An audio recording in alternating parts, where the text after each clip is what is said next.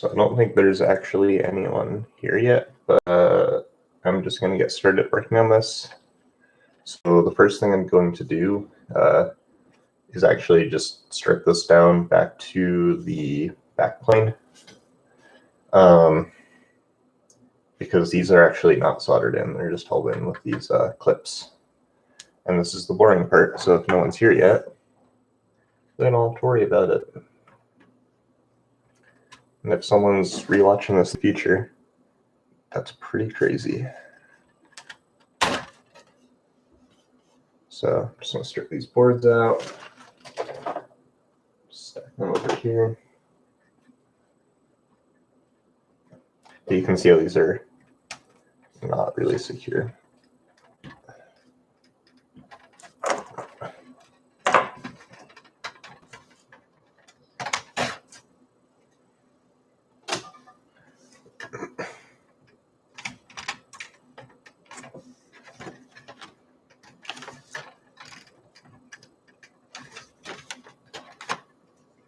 Question is, should I bother unbolting these? Probably not.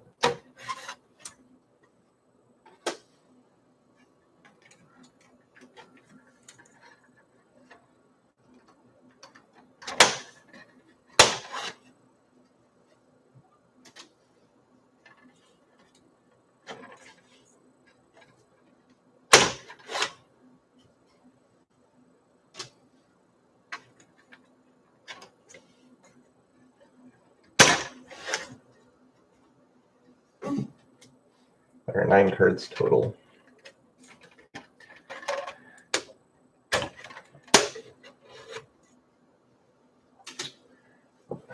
Maybe I should, so these are all laying flat.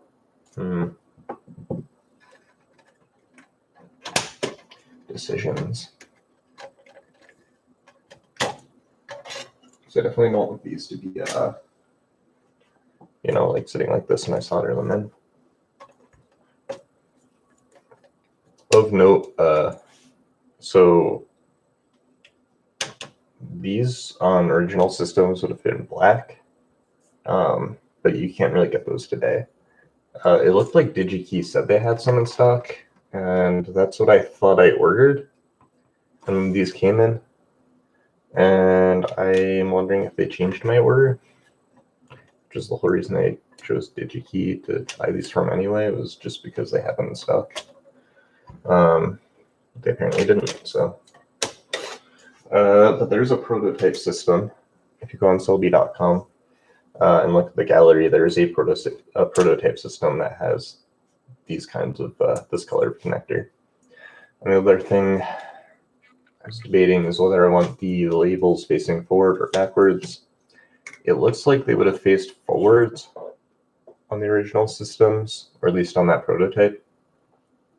But then you can't see it, so I might actually just keep it facing backwards anyway, because this is going to be covered by like a faceplate, ultimately. Yeah, these are loose anyway. Might as well just take them off, put this whole thing upside down, so it's sitting flat, and solder it.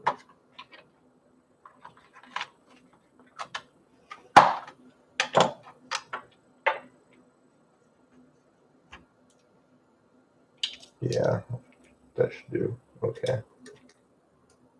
Yeah.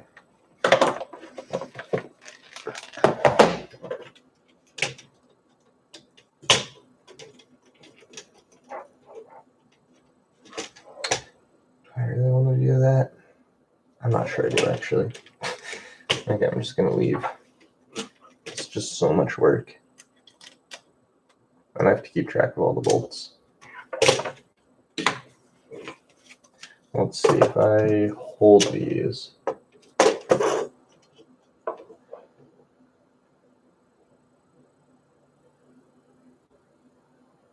Yeah, it should be okay. Helps I turn my soldering iron on.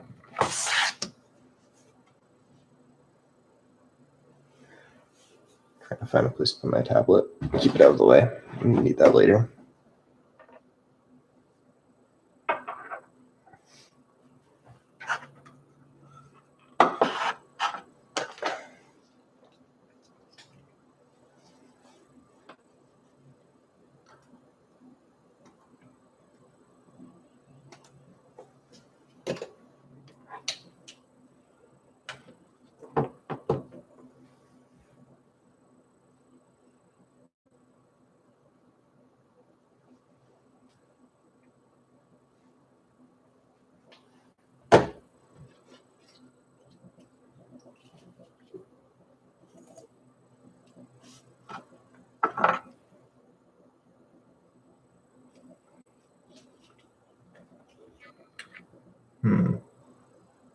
Not all of these actually have solder pads.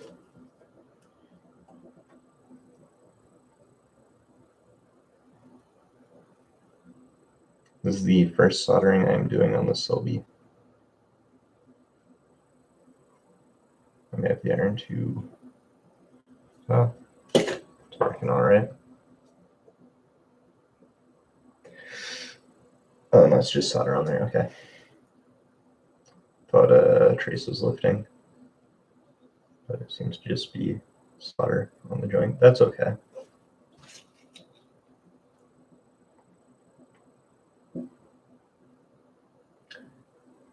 I don't know, I don't want to put this too hot because I'm not sure how strong these traces are on this board. Ow.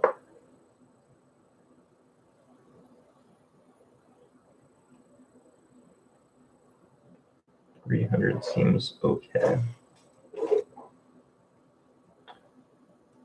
That's not really flat.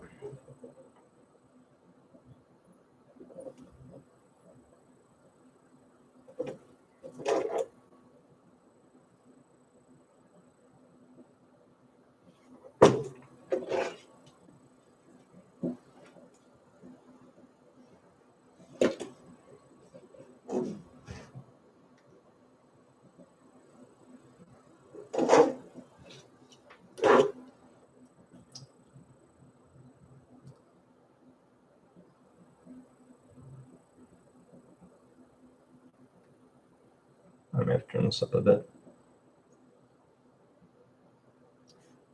because this is now getting stuck to there. Okay.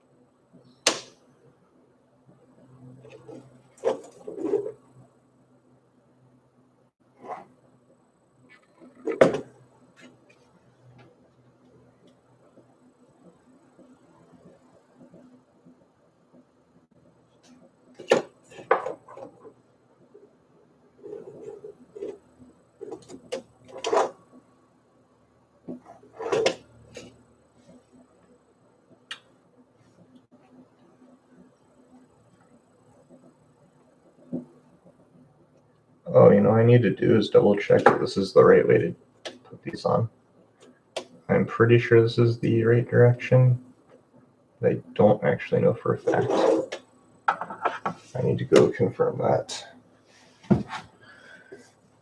I really don't want to end up having this be the top of this board.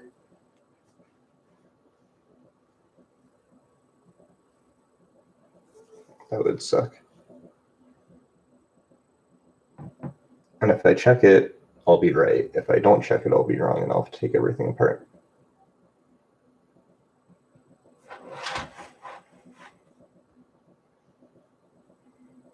I have the assembly manual on this tablet.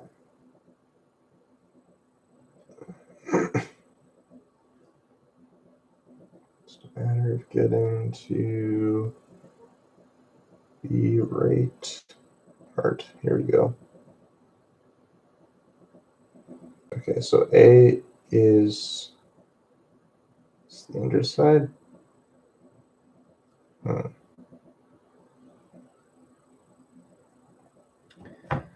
Plain harness cord. So A should be here, B should be here, which it is. The question is, am I looking at the bottom or not?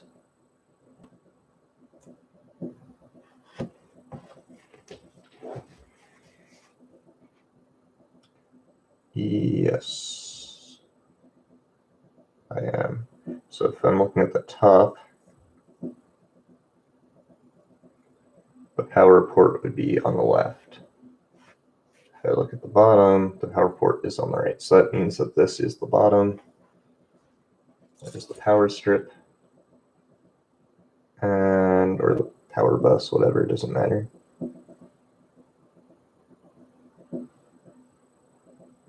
The side's labeled A, the side's labeled B. Okay. See, if I check, I'm right. If I don't check, I would have been wrong.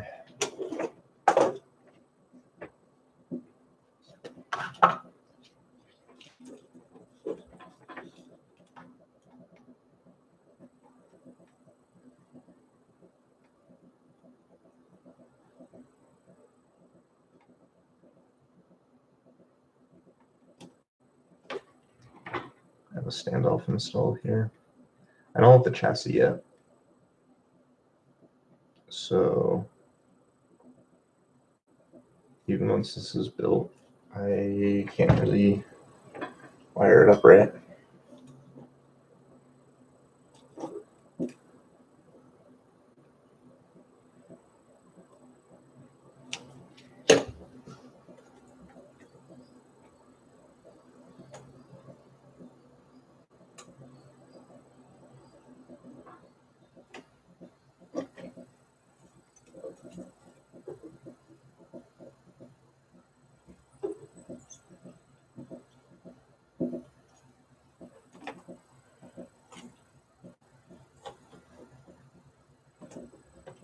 Just have to make sure these are actually aligned.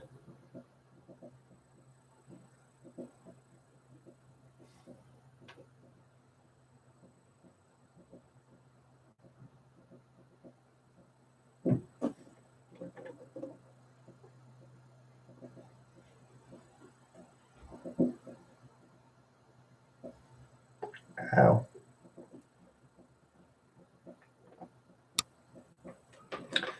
Yeah, because these card connectors have a little bit of play in them.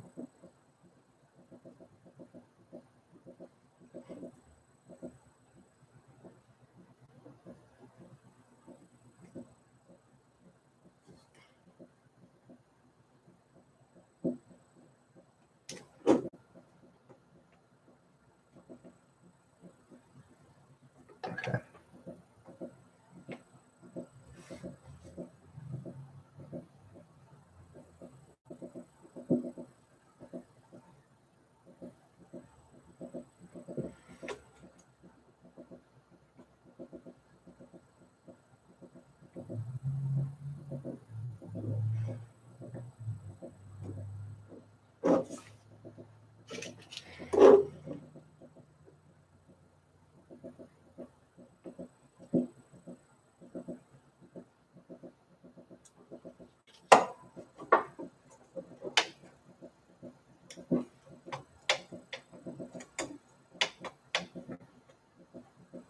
I don't like how much this is moving.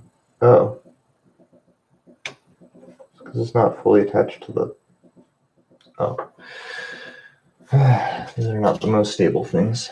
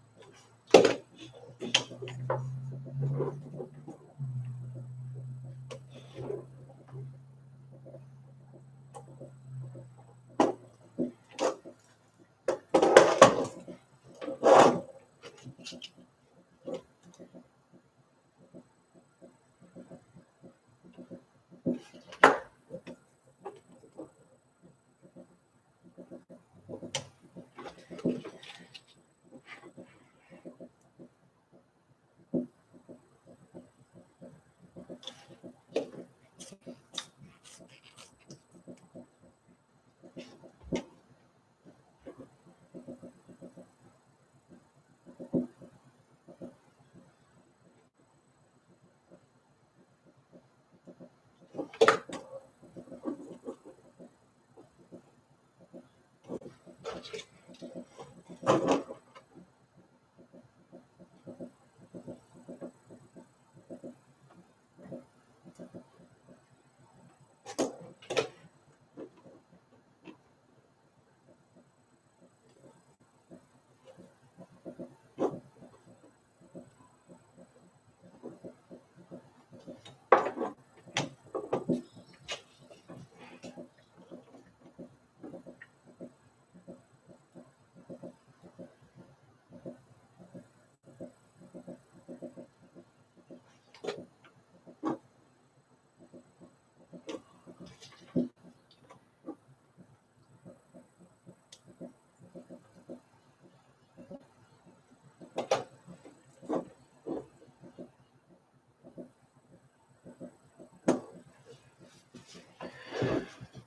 so half of these tacked in. A lot less floppy than the other side. They're semi-solid.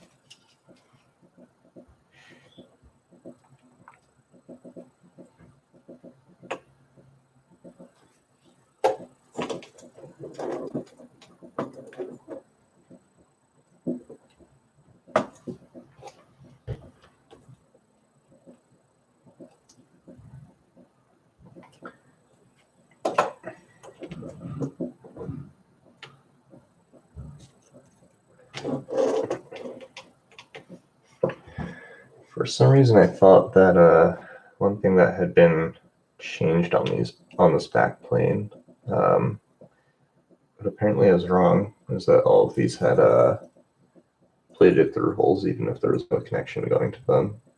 And that is not the case, and it was not the case on the original either. These boards are very authentic. Aside from being the wrong color and having a logo for the website for the dude who designed these, who is very good at that. Very good at, they didn't really so much design these as he digitized them and sells them. That's a very, this one only has a few connectors to begin with. Yikes. Anyway, that in itself is a huge challenge. That's a lot of time, effort, skill.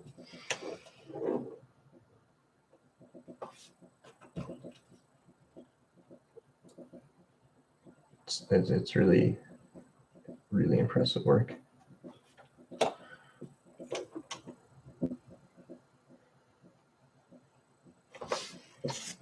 This is, I believe, for the I/O card, which is why there are very many traces on this board. So basically, all of these pins are going to have wire wrapping wire, except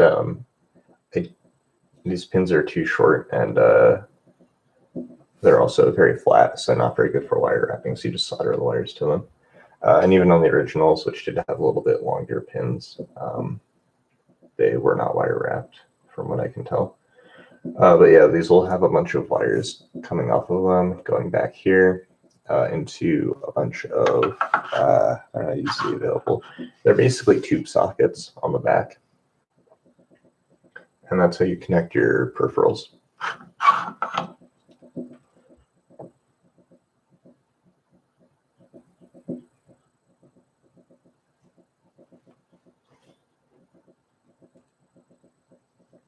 Anyway, the problem with not having plated through holes, though. Oh god, my iron's not hot enough, clearly. So I didn't do anything about it? I don't know. Yes, the problem with not having plated through holes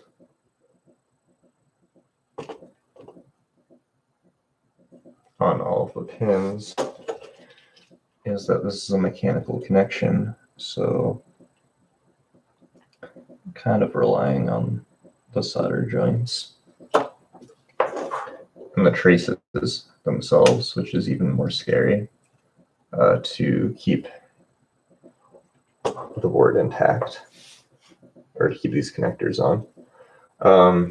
There are these bolts, but these are on one side, and all the way down to here, there are no pads to solder to. So this whole half of, this whole half of the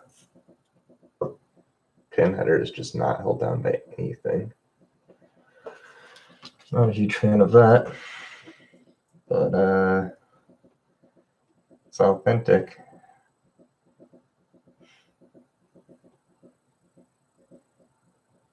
Yeah, no, I thought I remembered seeing these all plated. Unless it's on the top of there. That's not helpful.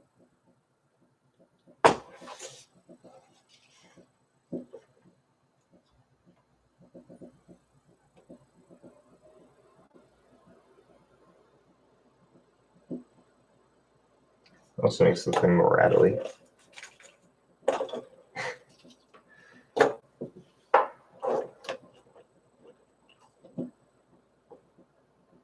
Stick needs to be put again.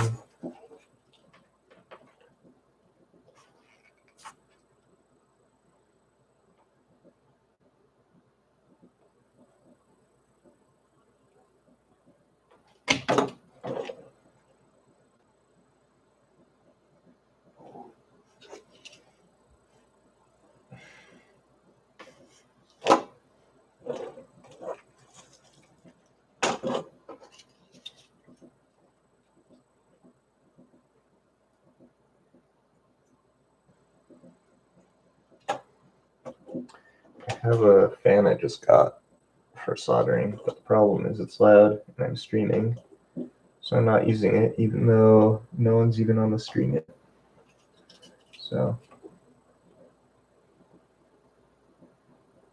not the smartest thing. So I'm using it so I don't bother anyone who's not going to get bothered. Okay, so these are all tacked in as well as they're going to be. They all, that one doesn't look even. I don't think that has an option. Is this the I/O one? Yeah.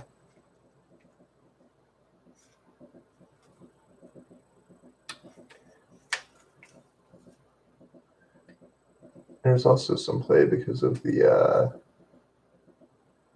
pins. These aren't completely rigid. Okay, I'm gonna go solder in. Oops. I'm gonna go solder in the rest of those joints. Just tighten these up. I will do a final tighten on these properly after, but for now,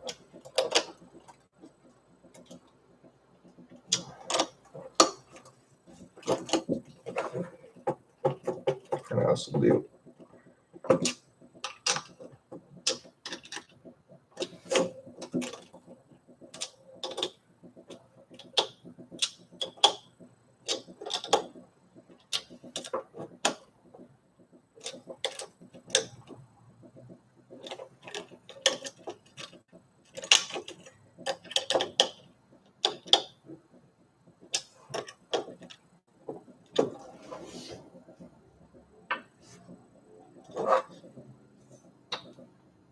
Those are all flat. Those are all flat. Good. So now I can just solder all the pins on all of these cards.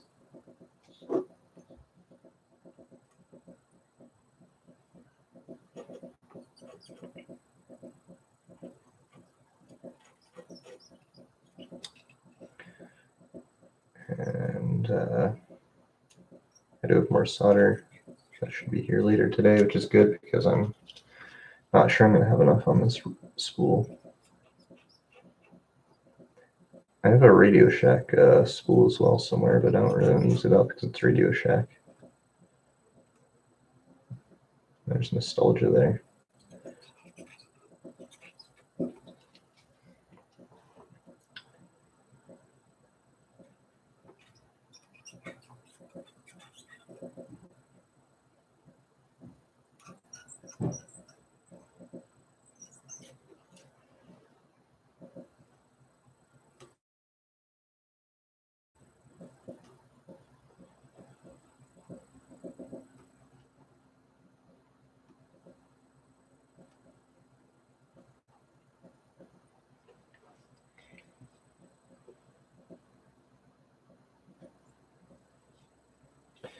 I do want to use a pretty healthy amount of solder. I think I'm going to do this side and then go back over that way.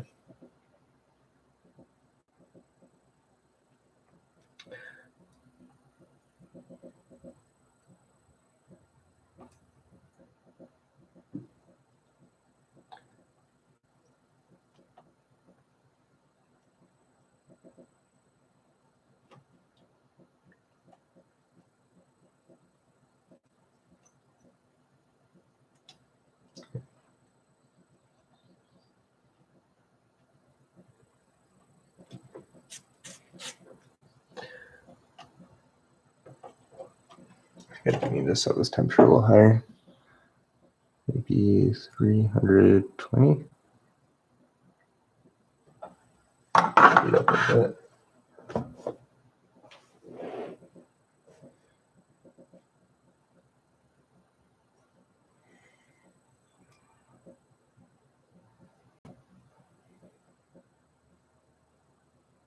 That was fast.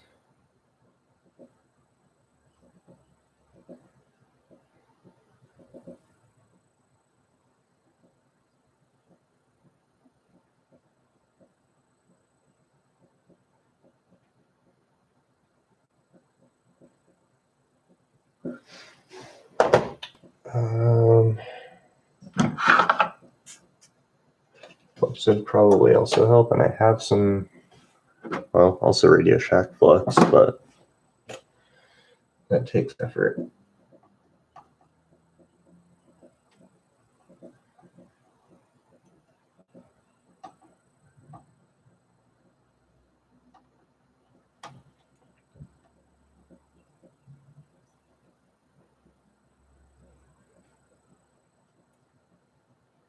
That's better. That's more like what I expect from a solder joint.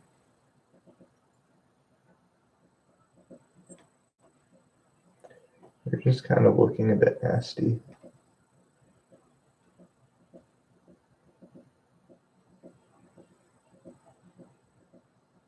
I've made plenty of good solder joints with this iron before.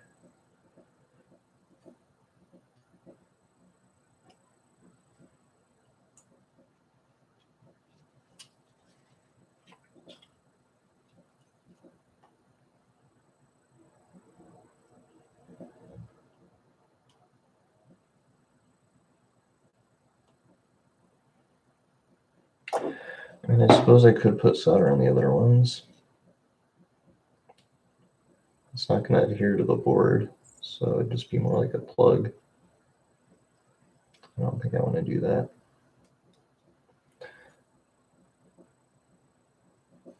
All right, that's working well.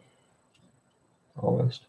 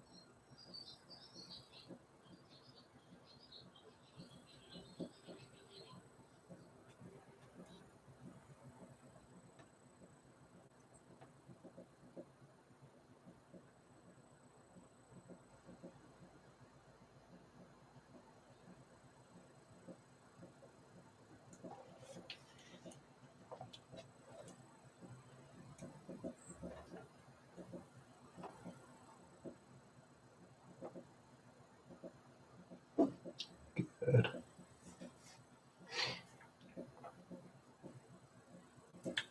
Oh, I actually did do all those pins from this side apparently. Okay, I'll just do the whole header then. So apparently it wasn't that hard.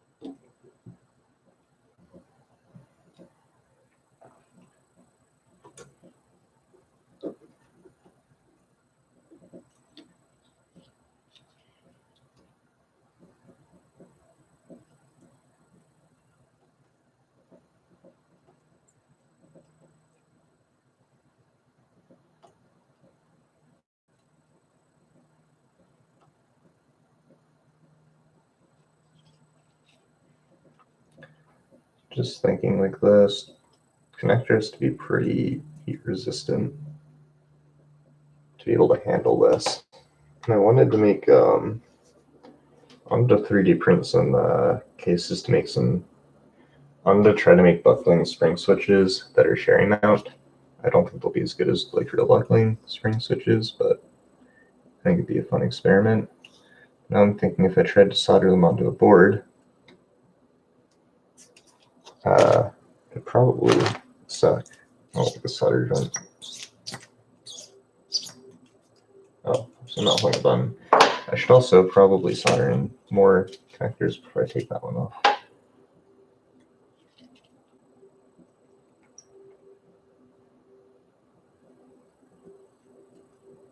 Okay. This is also the first time I'm using the solder sucker, but it works quite well.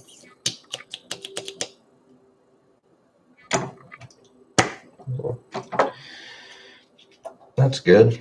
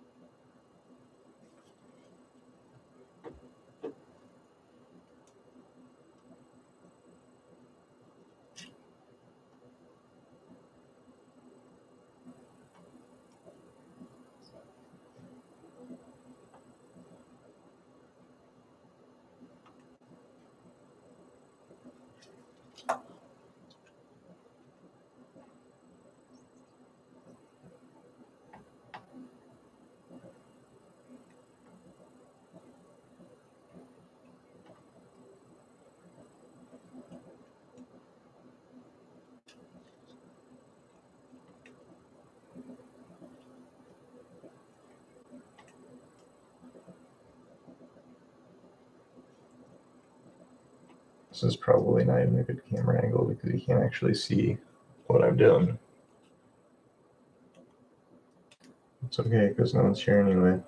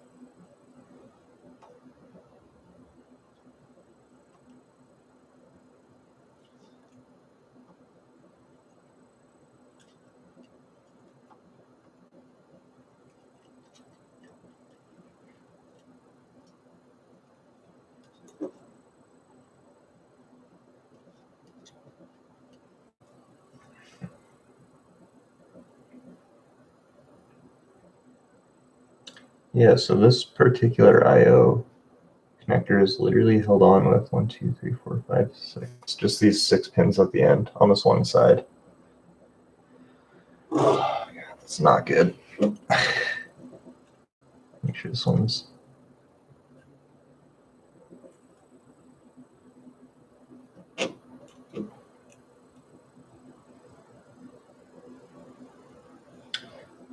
Yeah, I'd rather they have had floating pads.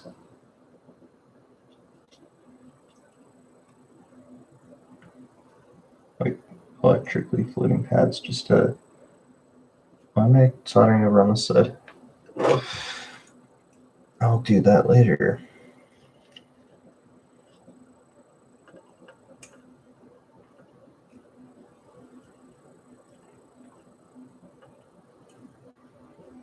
It's going to have more on this side because this has to connect to the CPU card somehow.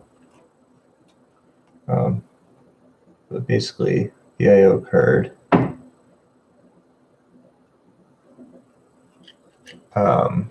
multiplexes all the connectors on the back,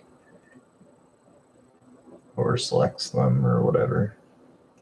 So the CPU will say, oh, I want to look at this data, or this port, and it will say, okay, this is what's at that port.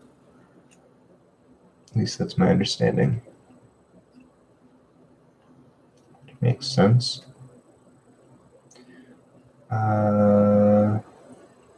There are different routines or instructions, at least apparently, for this Intel 8008 based.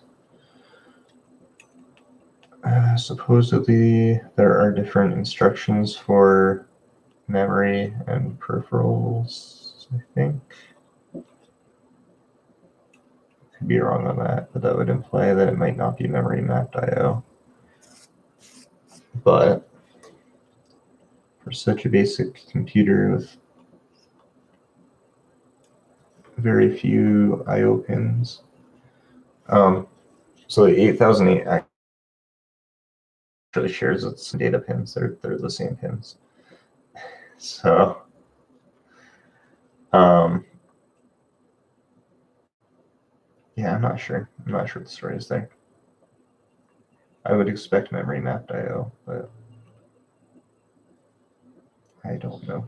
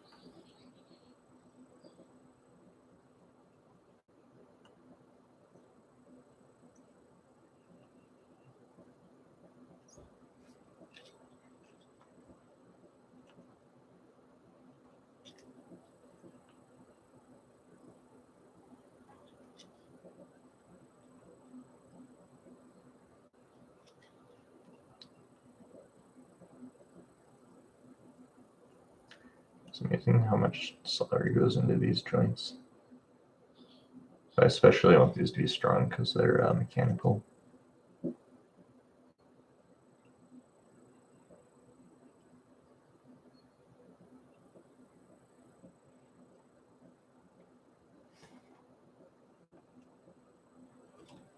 Especially on this where there's only 6 pins holding it in. Like, that does not make me comfortable.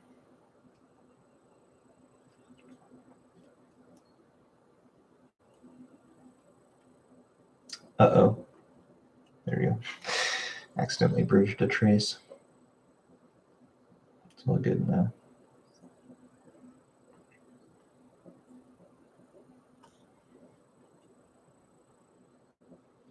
Oh, it looks like it'd be easy to bridge. It's fine.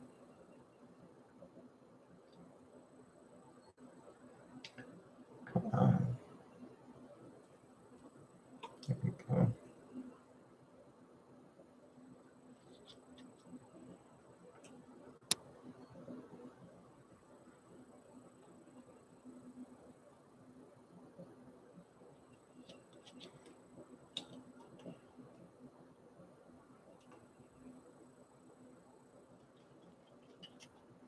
systems or memory cards. Or, yeah, RAM and ROM. I don't think it matters which one the ROM goes in, but I really want to find out for sure. Or if there was a historical precedent for which one it would typically go in. You know, I might as well use that. Unless it's some random one. I assume the ROM would typically either go before the RAM or after the RAM, probably not in the middle. I guess it would matter if it's if programs need to know, like if it affects the address, which it probably does.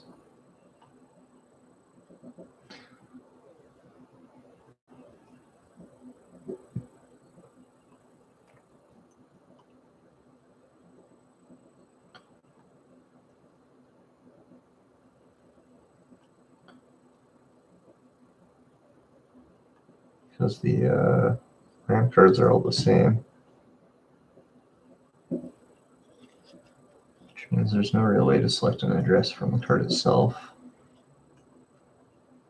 So it must be based on the position it is in the board.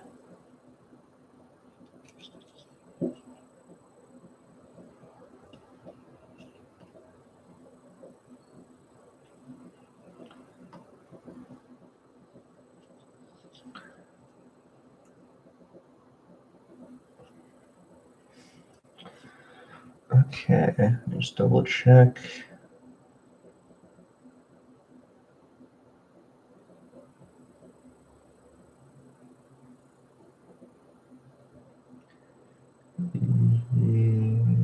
So far, looking good. Oh, I completely forgot this one. The rest is looking good. Glad I checked.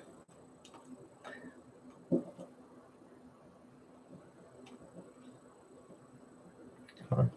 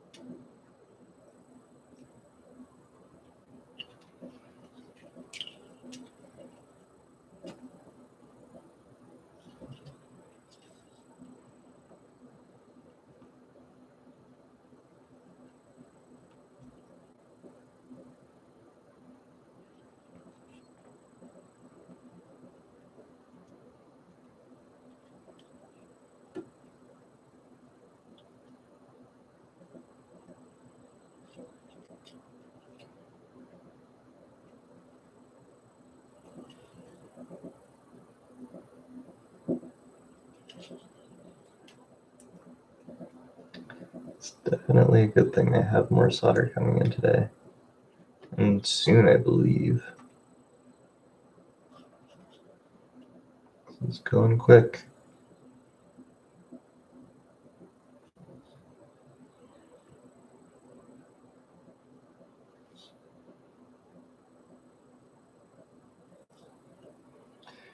That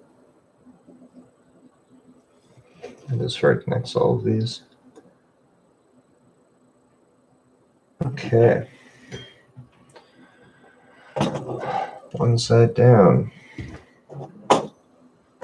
This is clearly some kind of bus because they're pretty much all connected in parallel. Well, not all of them, but a lot of them. And that looks to be some kind of bus. And that definitely is.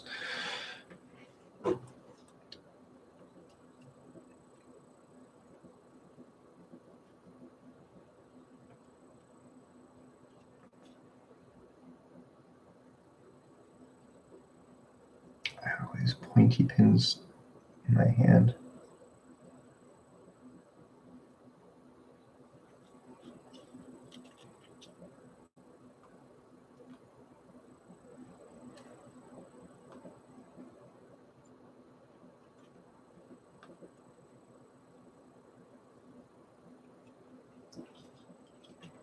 Oh, that's definitely not a good solder joint.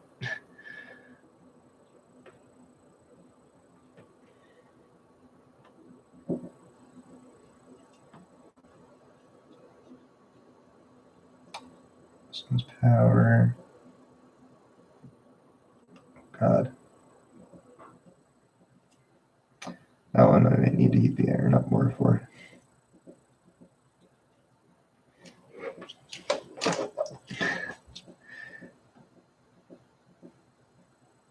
Because that power bus bar is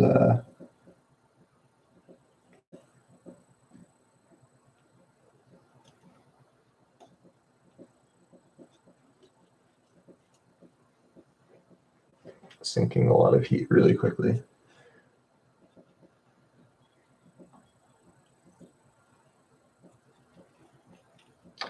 Just going to skip over it for now.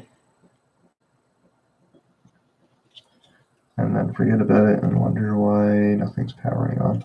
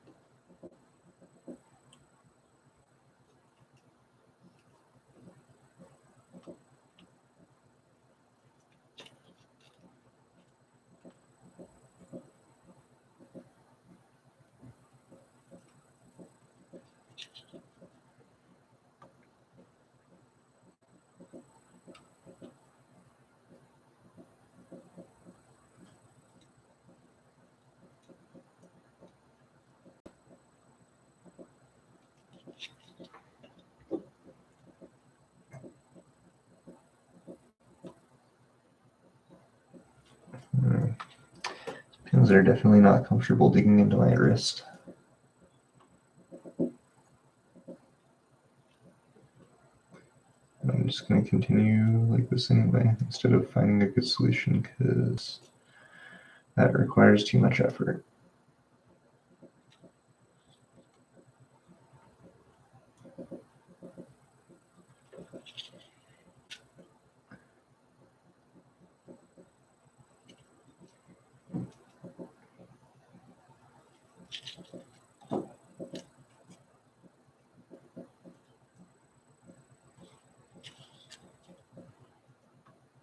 I'm not sure why I forgot to solder these two at the top.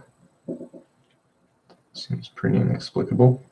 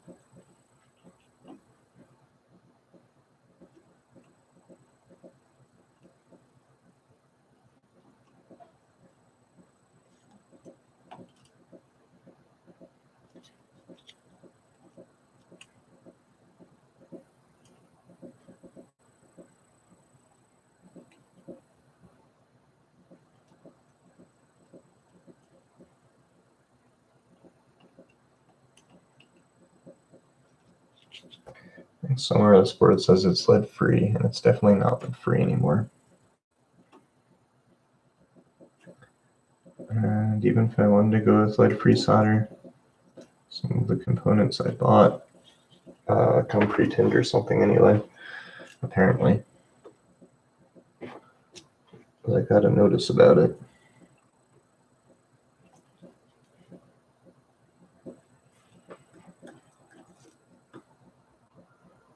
Specifically, they came pre-tinned with lead solder.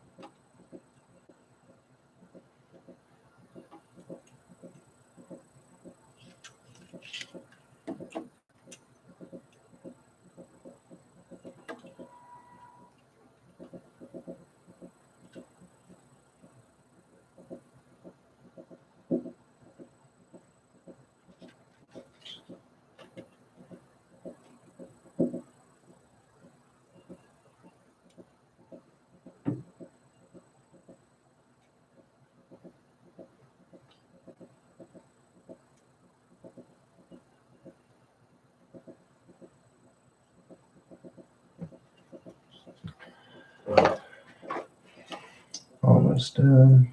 Just 2 more to go.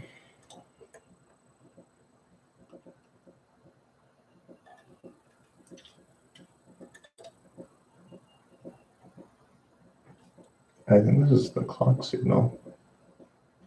That makes sense. It's going to everything, and it says X08, but X often means clock for whatever reason.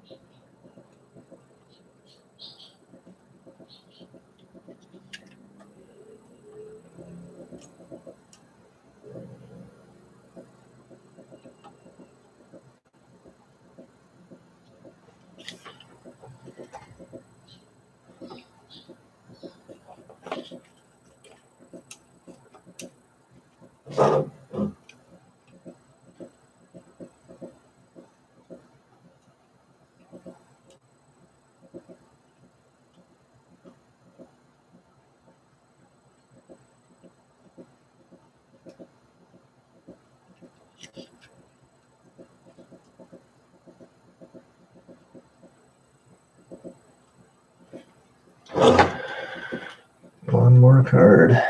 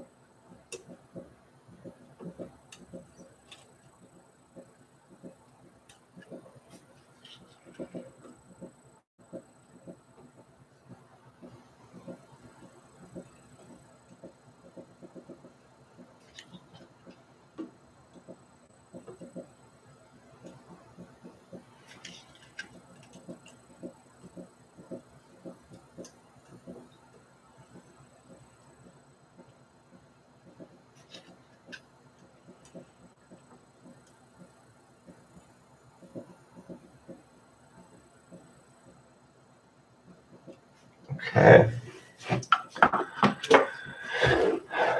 That is the back plane almost done. Let me just do a double check.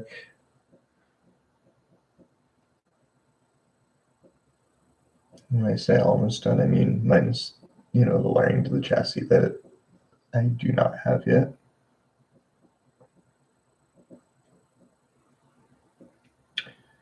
That looks good. I'm going to raise the heat to maybe 350. Sure.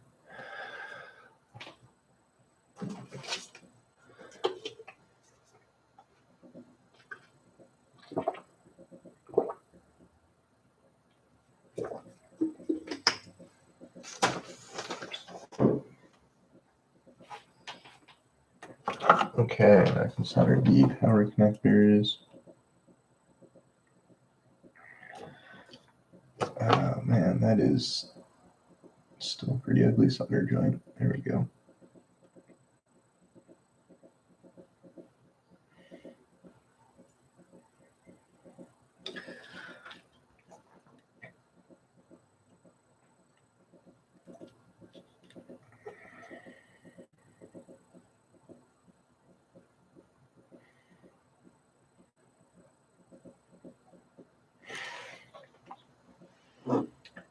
Yeah.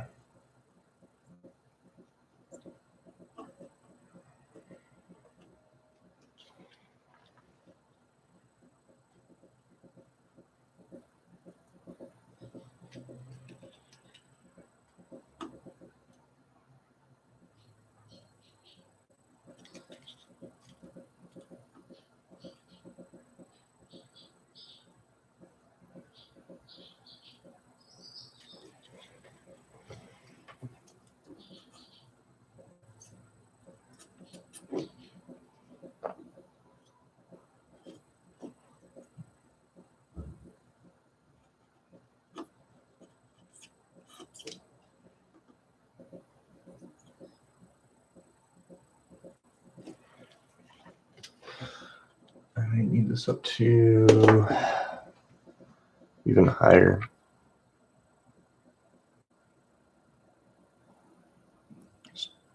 It's like 400 now. Oh, God.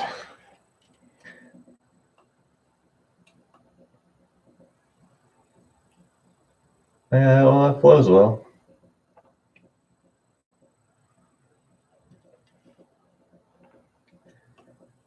I definitely don't like the amount of heat I'm putting into here. And it's clearly burning off the flux really quickly. Oh, shoot.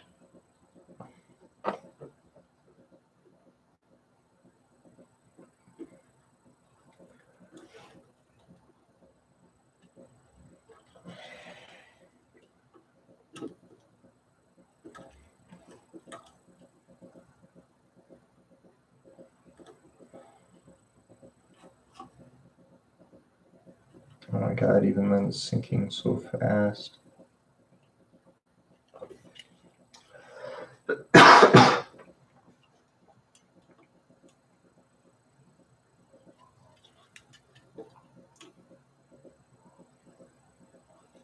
Okay, so I should probably tune this hole.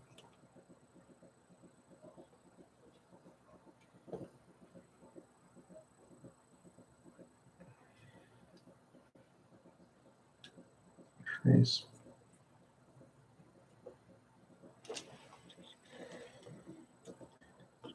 Power delivery.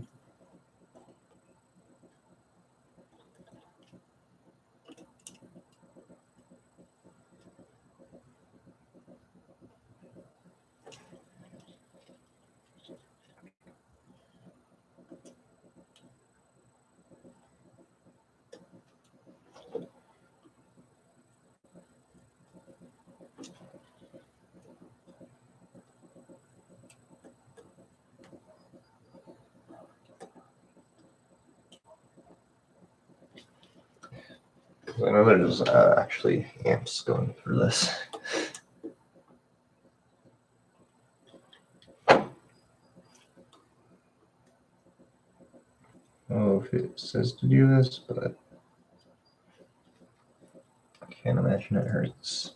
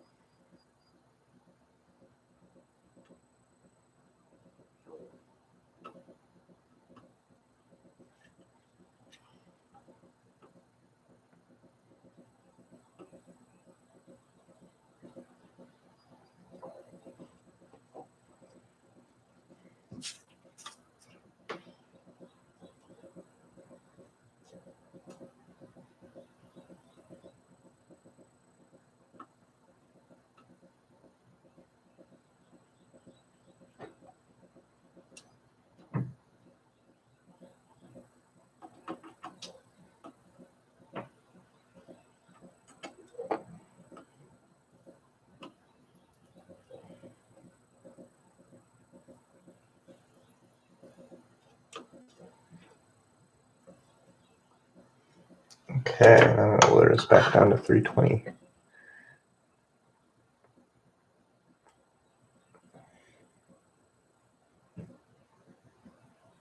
I don't know why I'm bothering to be so precise.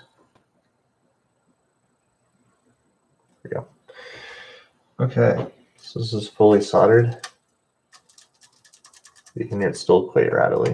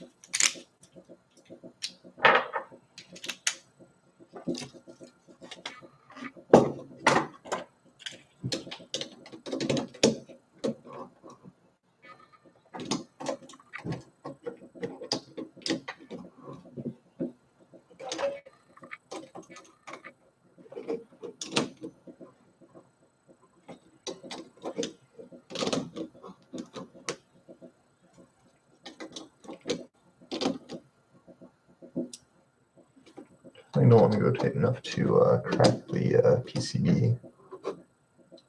I want it to be definitely more snug than I was able to do by hand.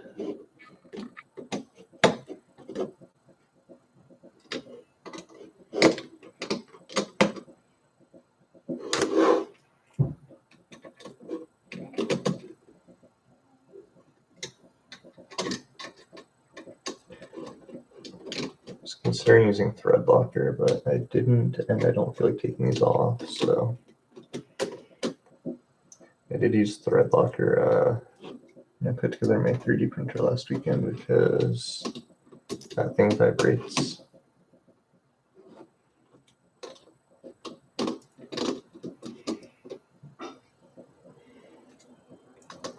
This has no moving parts, so it should be okay.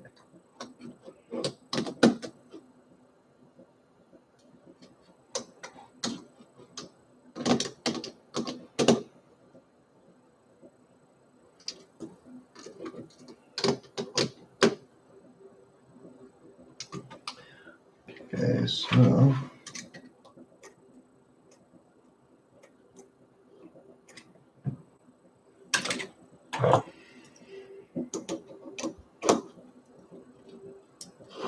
this does happen to be the same size, but I'm not going to be able to get that.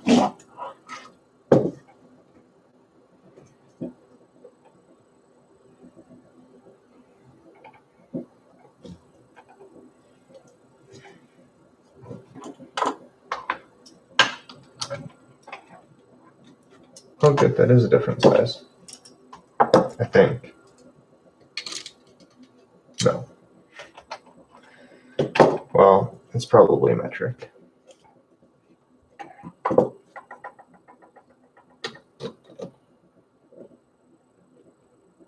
Yeah.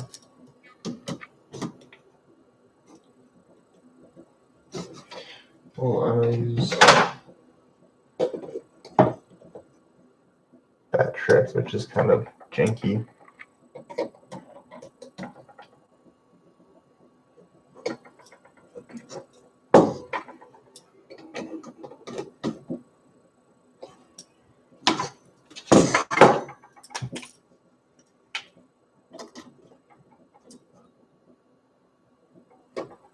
Okay, so everything is tightened down, and it's still a little rattly because not all these pins are soldered in. But that card may actually need to be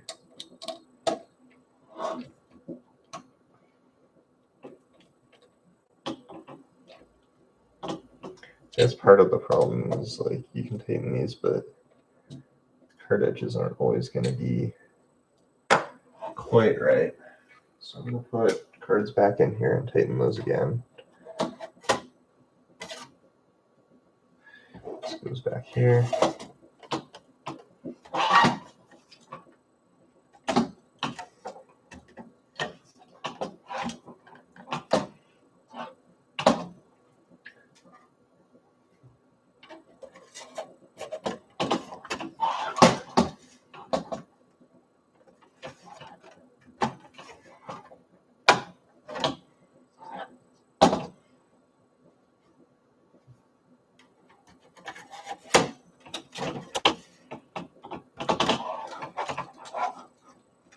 I'm hoping these will be easier to put in when there's a chassis on it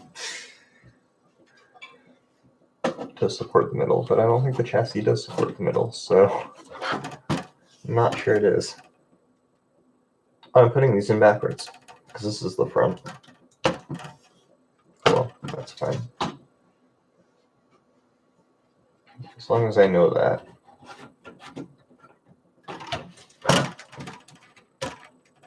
And I don't try to power it on like this. Should be okay.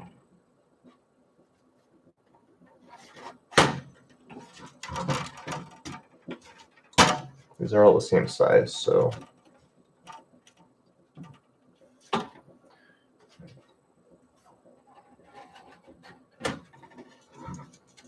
for test equipment, that's okay.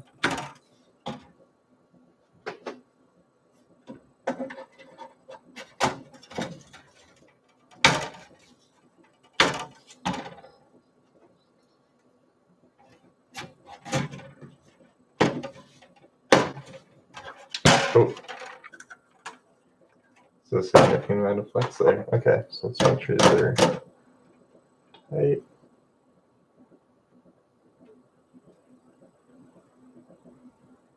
Good.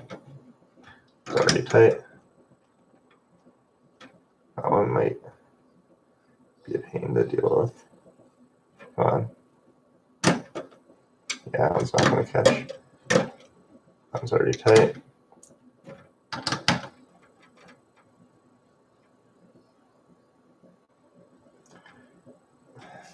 See, because the problem is I can't really get a screwdriver in there because there's a card in the way.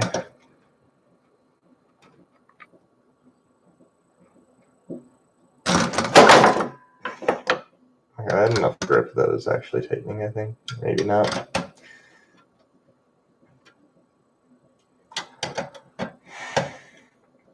Like it's completely not tight.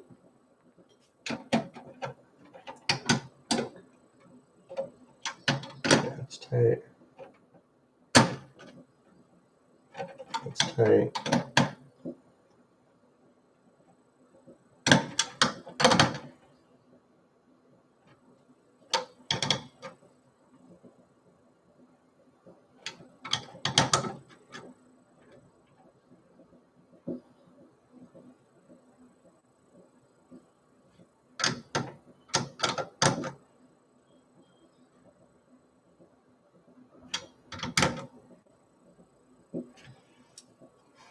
Yeah, so the underside of this chassis, what you see is a bunch of these bolts here, and then you see more bolts here, here, here, here, and here to keep it into the metal case that it should go in.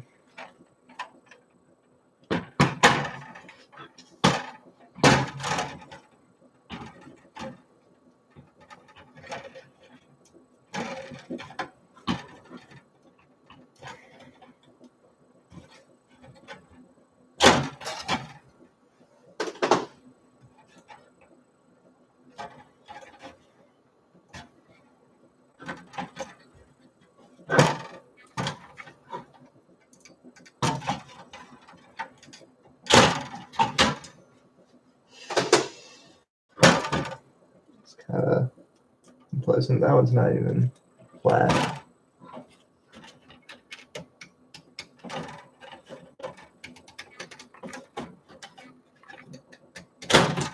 Maybe it's kind of terrifying taking these out. I think once this thing's fully assembled, I'm going to want to not do that very often.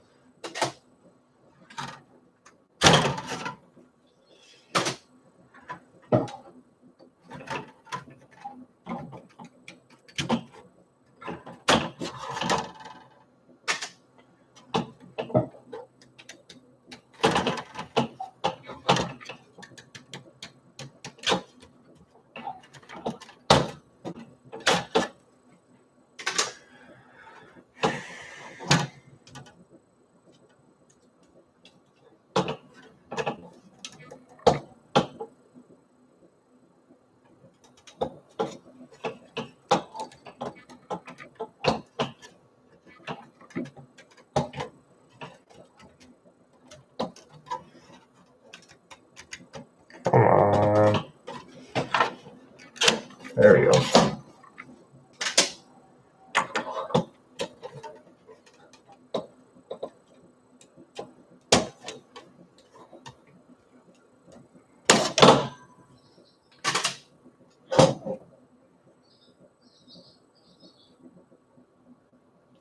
Maybe that is flatter than I thought it was. Is it? Doesn't look it. Is there anything I can really do about it? Probably not.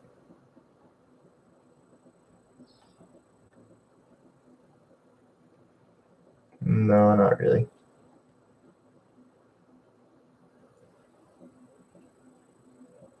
I could undo all these solder joints. I think we're okay.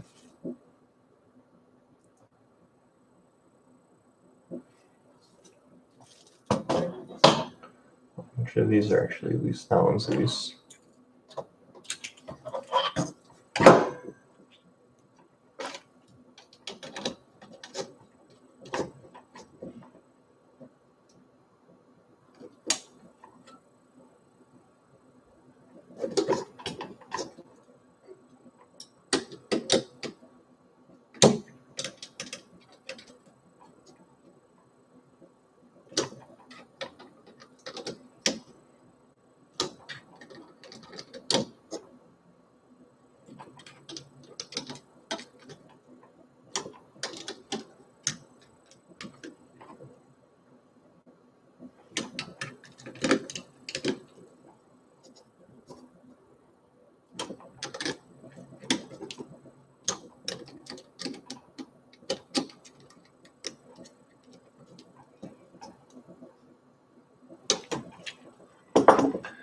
Okay.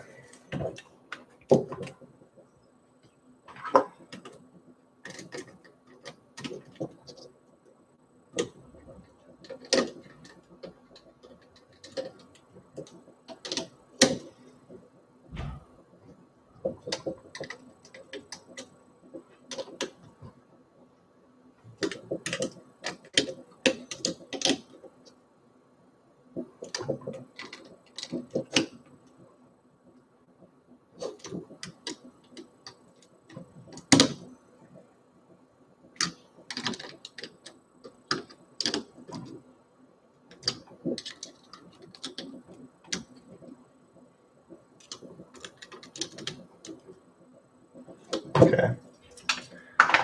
That should be solid.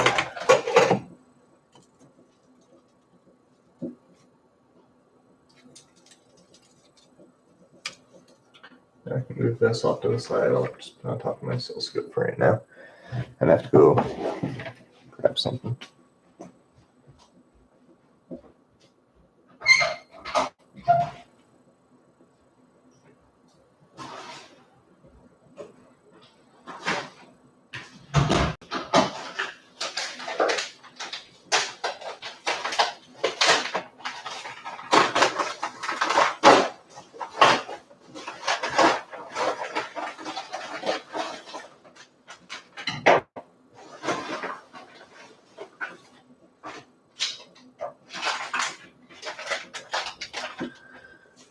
This stuff just got delivered, so I have more solder, and it's yeah,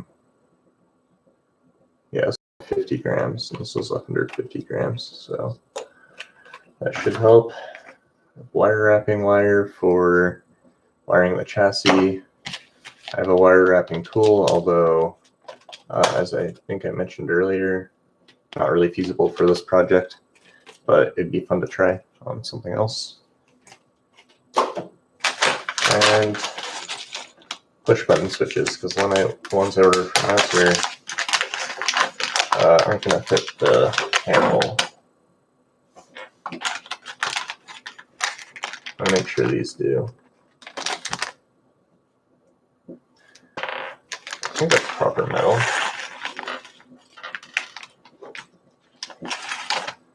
Okay, let me see. So I would come in through here. Yeah, that should work. So this is the panel I have.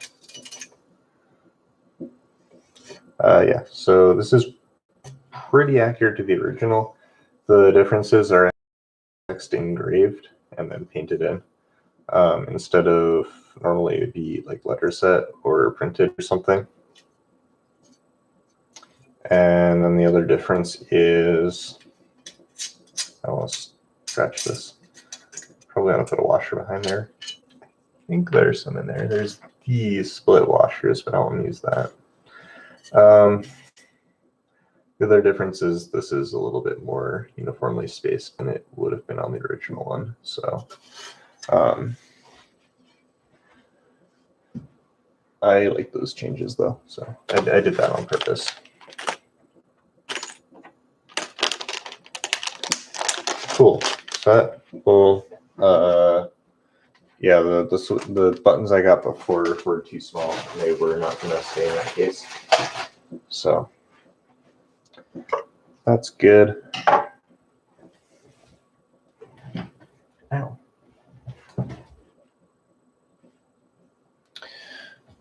I feel like I should start soldering in the order of the manual. One difference is I'm socketing everything, which is not done in the original. Only, I think, the ROMs and the CPU were socketed originally. But I want to do everything.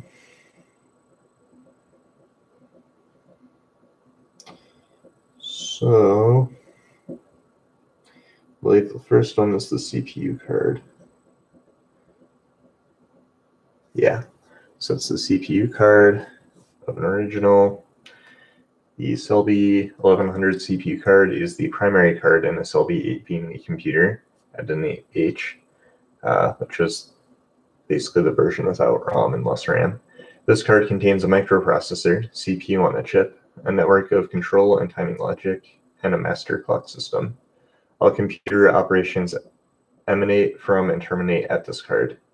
This card provides signals that control and synchronize the overall operations of all the other cards in the SCELBI-8B system. So I have to go find 1100.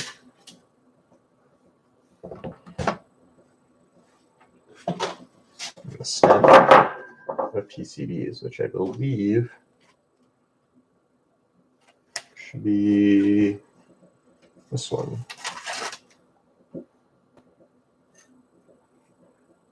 Yes, so there is the CPU card unpopulated.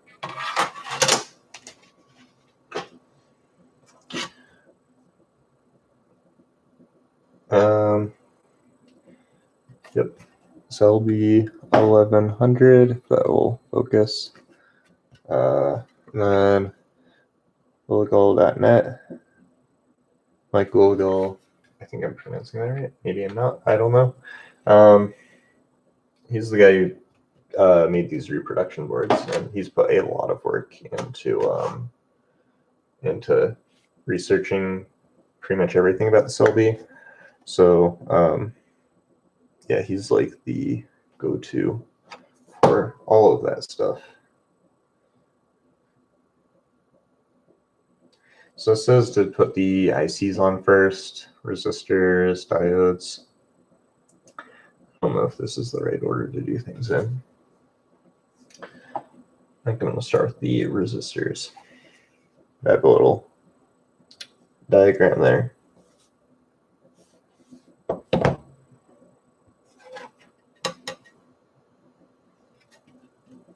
That's the front.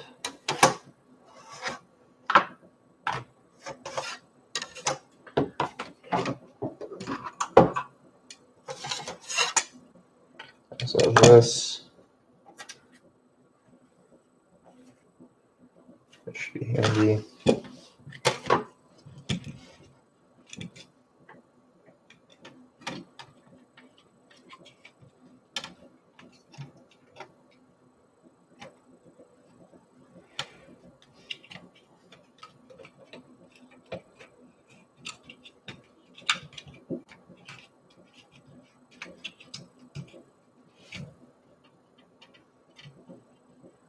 Cool.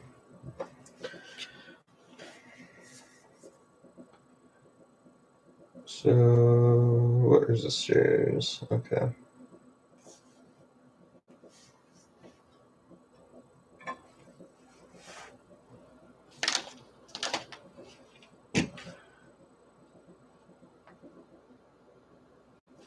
Yeah, so these, it's a diode.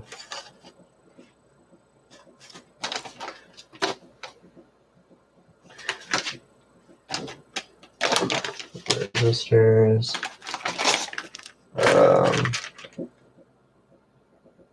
What are these?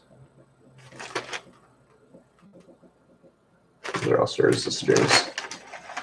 I want to be careful not to mix these up because I do not have the resistor color codes memorized. These are resistors. So, I think that's all of them. There's also trim pots, but it's a little different. I need scissors.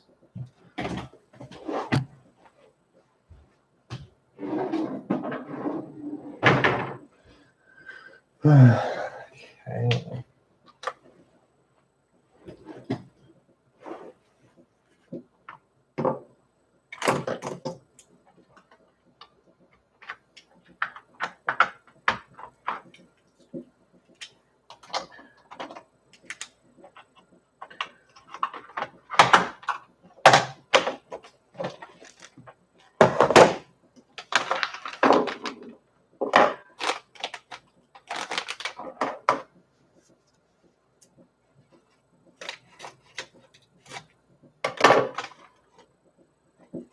Are these in the bags within here? Oh, there. Okay.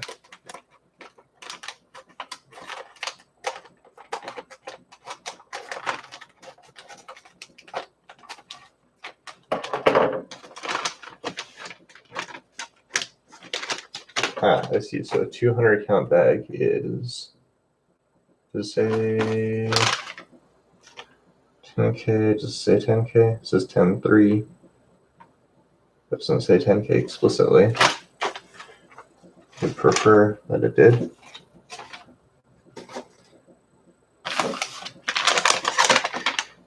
These are 10.2. So these are probably 1K. Wait. These are 3.3. I'm going to write these down explicitly.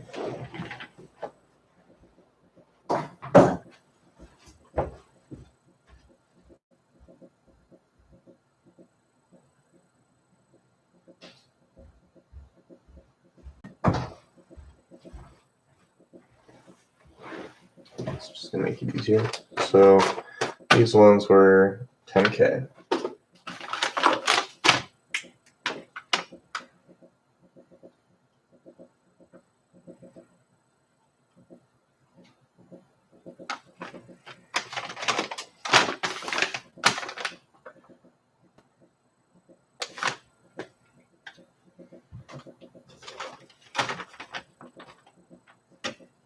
This pen needs to be exercised.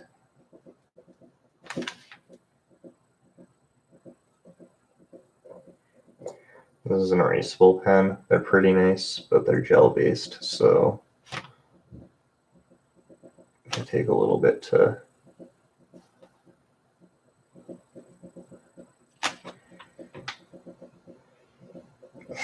get going, especially if you haven't used them in months.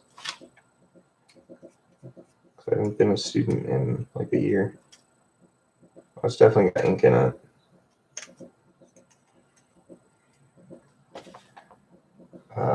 Yeah, I haven't been a student in almost 2 years.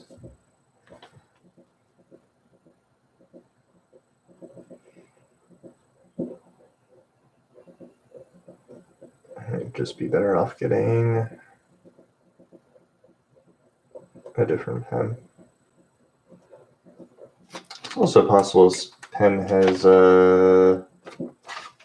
overheated at some point. I'm going to throw in my freezer.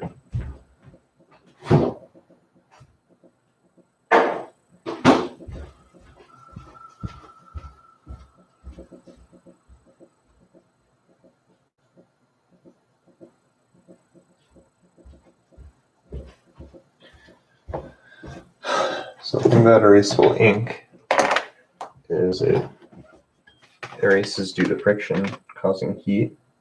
That's better. So the problem is, if your notes overheat or if the pen overheats, it might just stop working. So there, 3.3K already says 560 ohm, 33K. So if this is 103 is 10K, 102 ought to be 1K, because 10 times 10 squared. I'm gonna go Google that real quick just to be sure. That's probably 1K.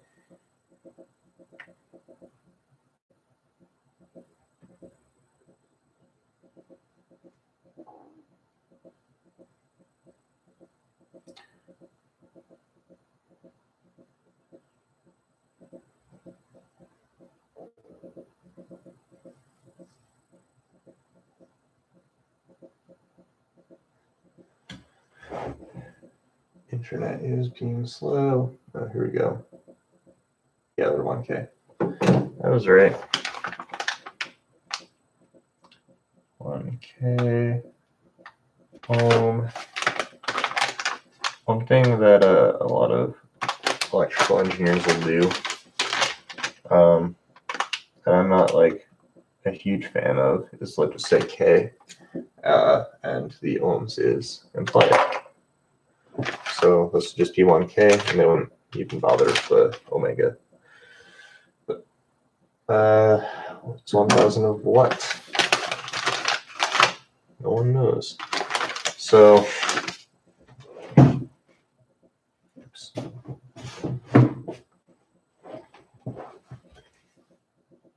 Where did I put my tablet? Over there. I need to know what goes where, because this board is not labeled at all.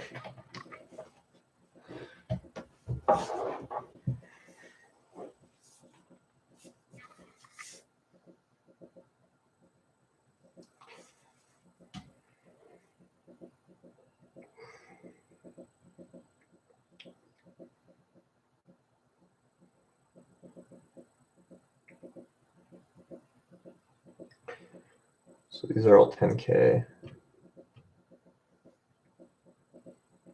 A couple of 1Ks. Oh God, this is gonna be a blast.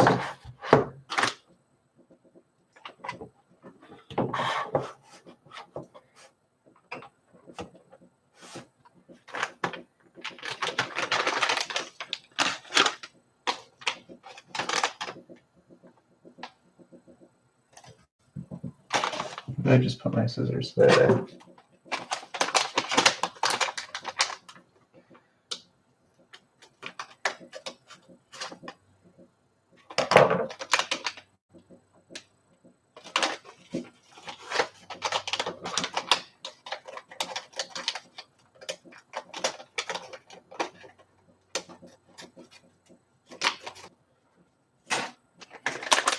They're not just free in there.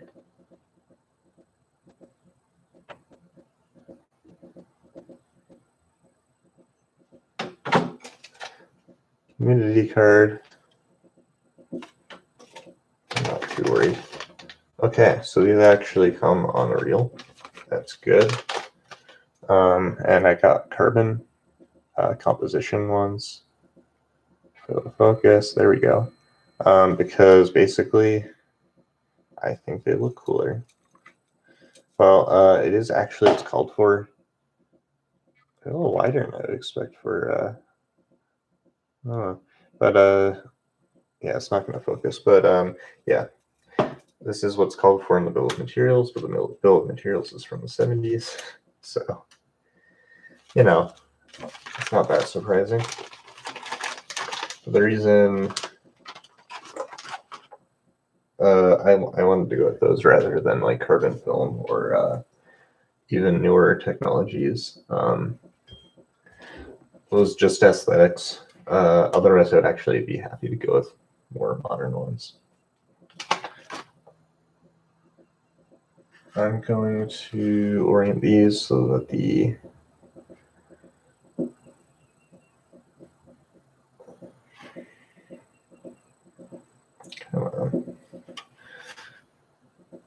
there we go. I'm going to orient these so that the tolerance stripe is at the top or to the right on everything, just to be consistent. No, really, it doesn't matter.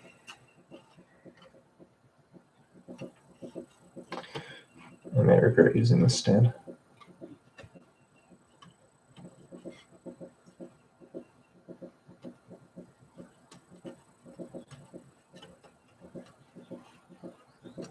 Come on. There we go.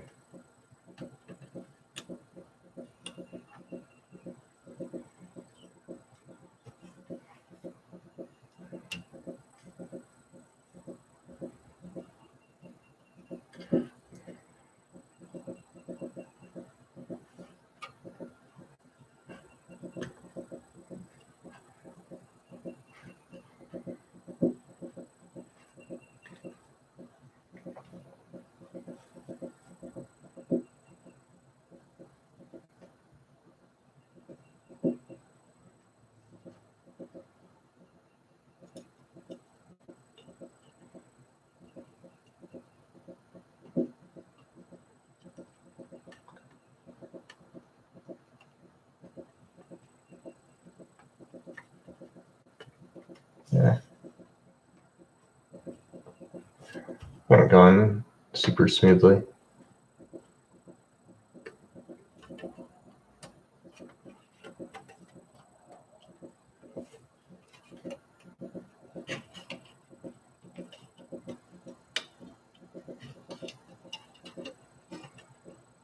Especially since I'm trying to make sure they're aligned more or less.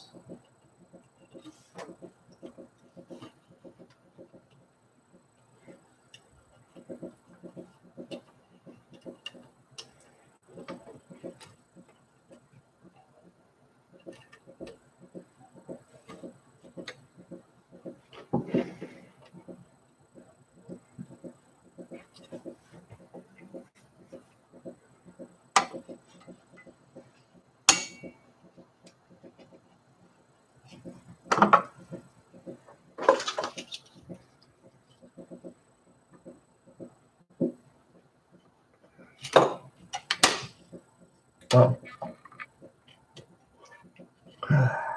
Ow.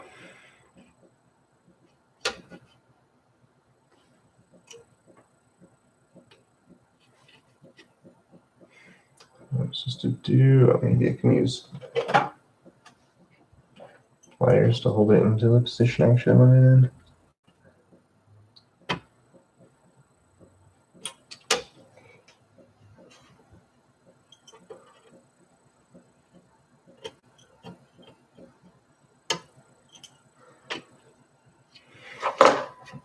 I'm not sure actually I want to use this thing.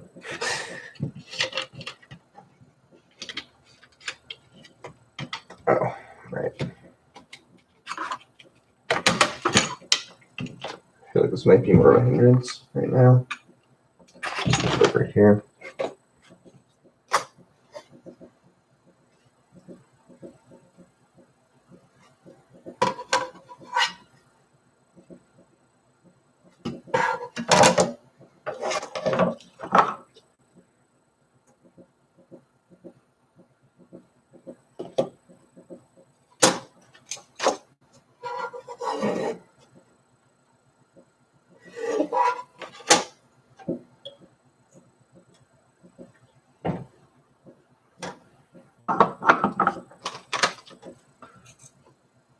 One, two, so 4 of these.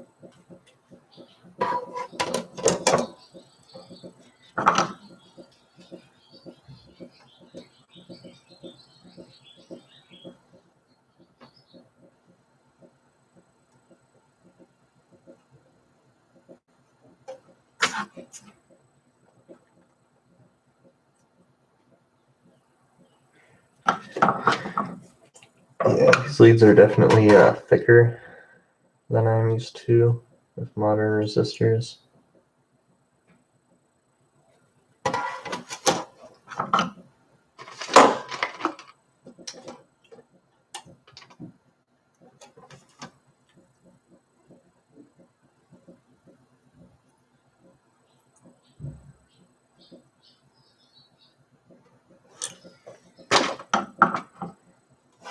Make sure it's aligned. And so as aligned as it's going to be.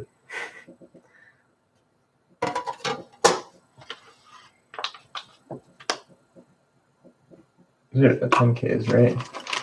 Yes, good.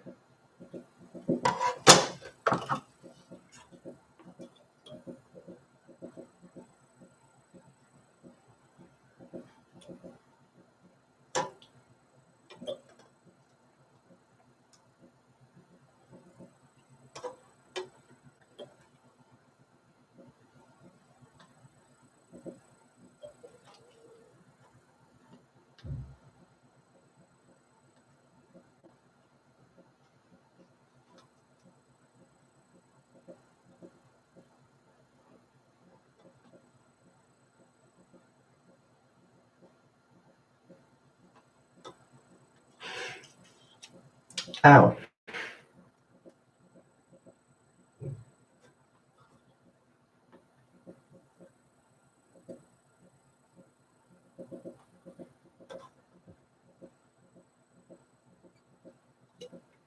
All right.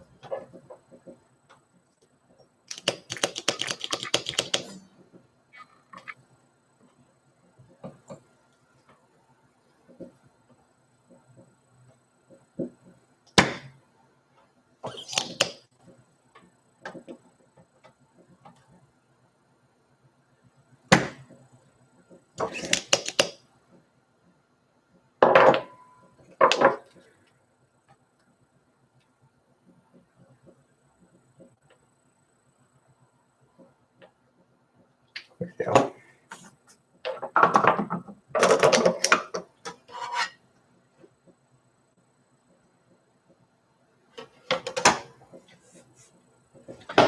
So now we need 1K.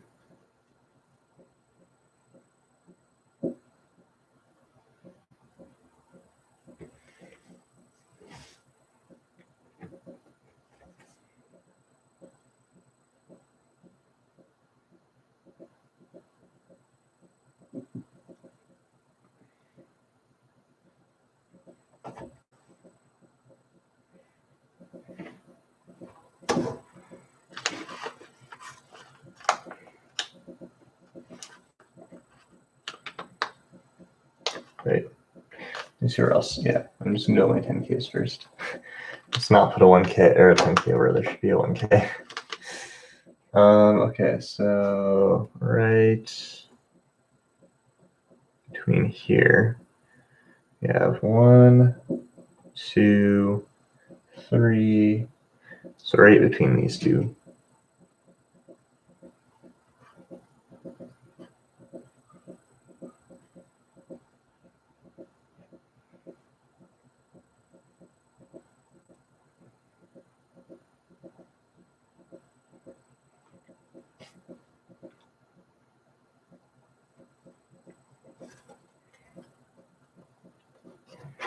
Yeah, so yeah, chip, 30K, capacitor, 10K, 1K. This is definitely where this one goes.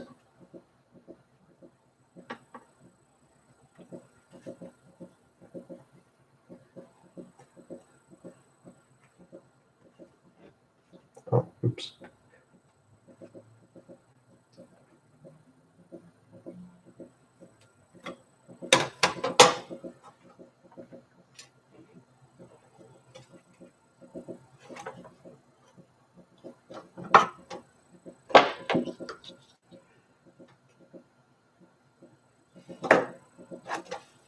Yeah, it hopefully actually stuck to the pad. There we go.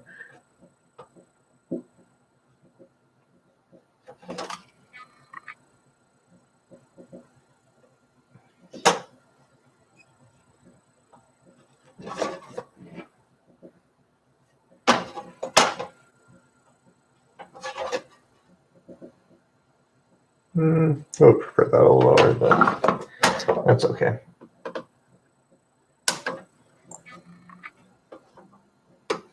That will probably line up well with the resistor next to it, actually.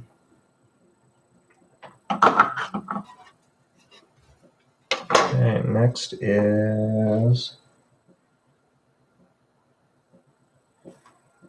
3 10Ks right here.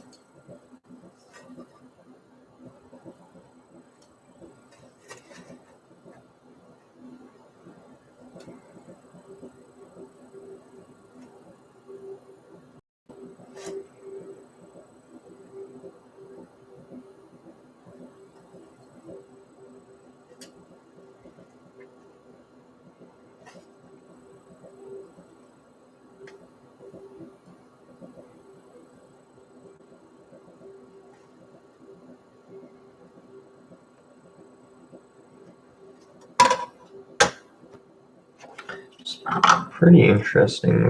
These leads are definitely thicker than I'm used to on a resistor. Kind of not particularly easy to work with.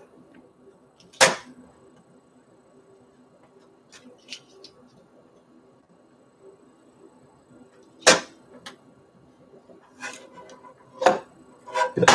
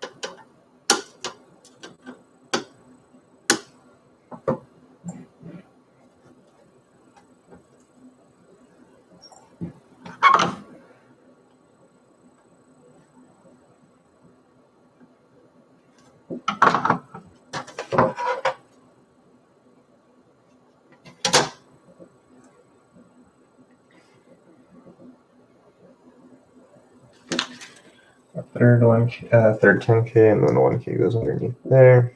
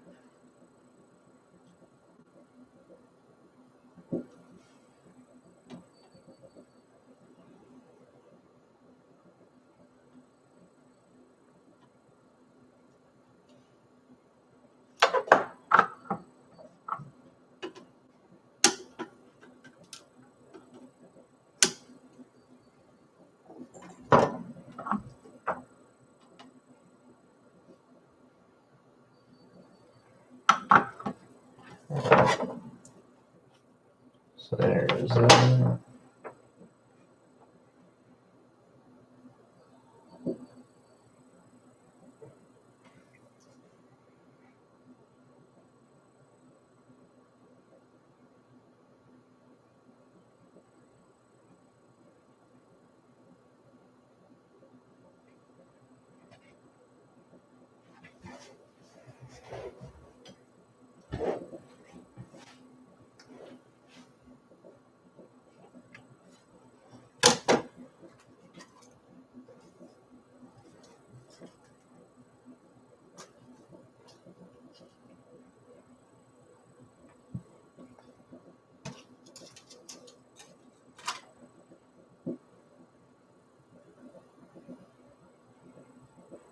someone, this middle one.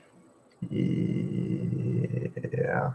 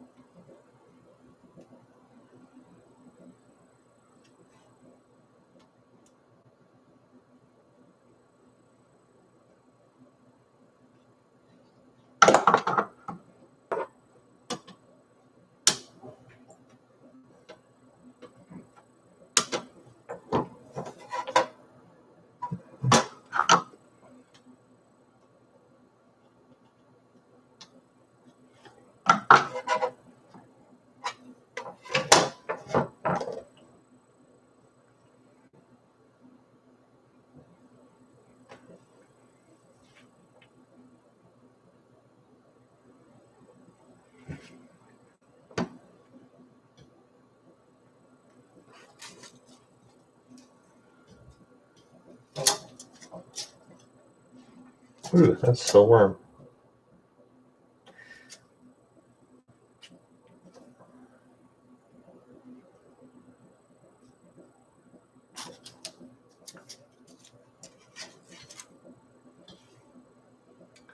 So that goes there.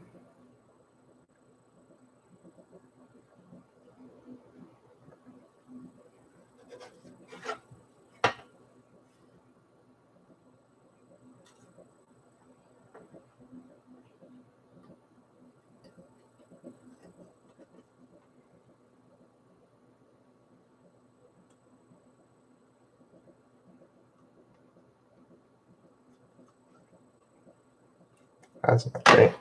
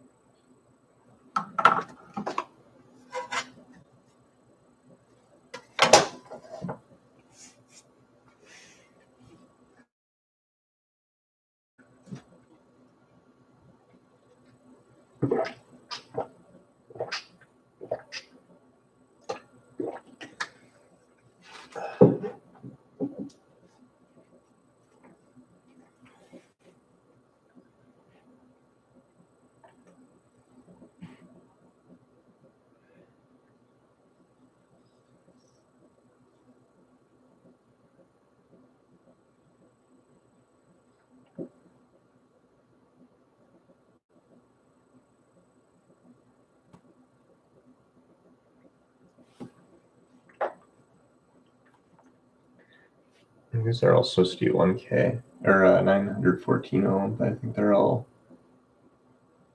Oh no, never mind. Those are capacitors. That's why. I think. Yeah. So let's see. Never mind. Those are 3.3K. So there's 10Ks, some 10Ks down here, but these are 10Ks. So I'll put those in next.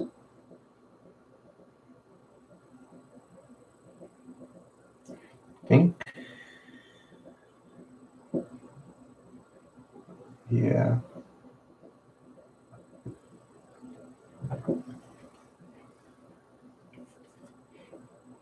Okay.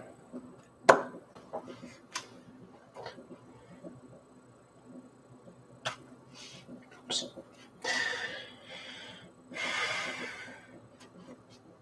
That. Those two ladders. Over here, 10K, 10K, 10K.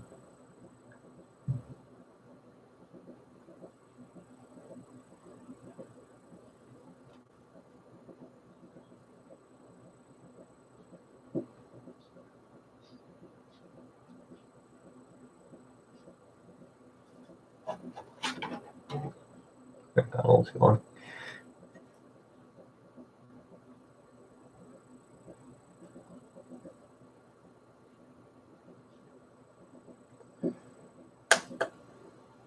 There we go.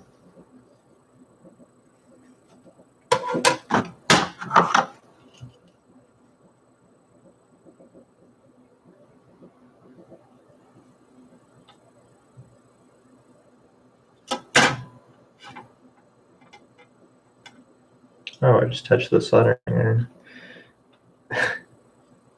Should be more careful. It didn't seem to burn me. But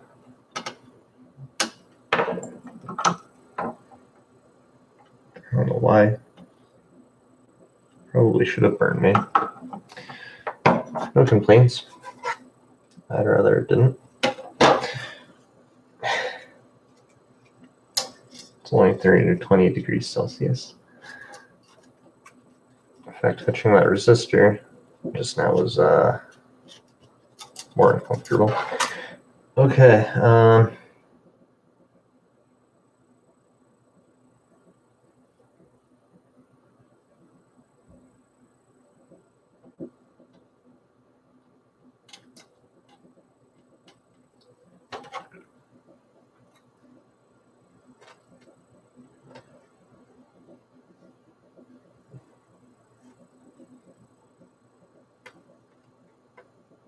Yeah.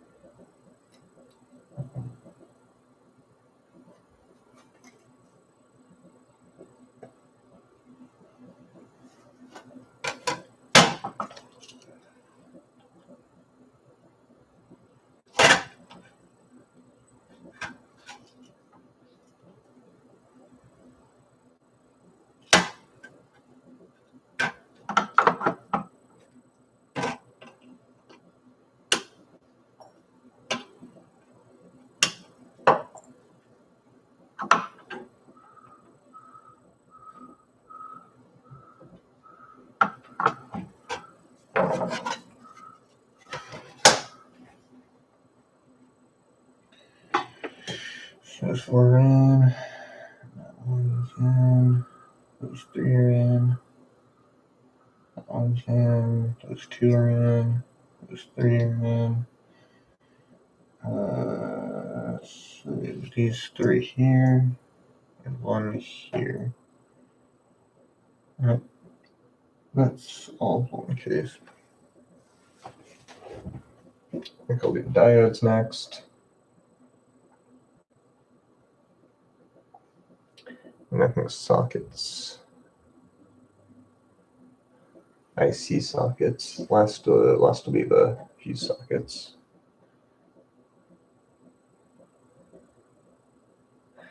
The 8000 is supposed to have, well, I'll explain that later. The way it's supposed to socket. It's different than how I'm going to do it. Oh, it hit a sharp right angle. Okay, so I want that one here to there. So actually, that's probably right. Convenient. Cannot believe. Well, that's not perfect, but oh. No, it's not. That's not going to work. Got to go a little bit closer. This is actually just go between these two, not those two. It seems too good to be true. It's probably too good to be true. That would have just been shorted out anyway, but yeah. Those 2 contacts are that I had it going through initially are shorted by this, so that wouldn't have been very useful to have a resistor there.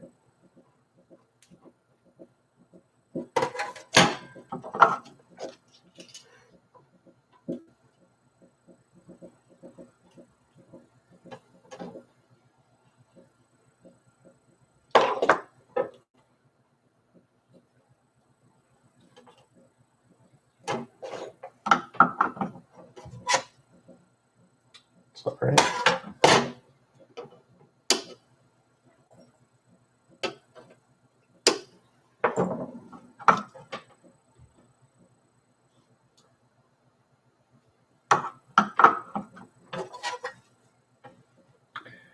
Okay, 10K, 10K. Awesome.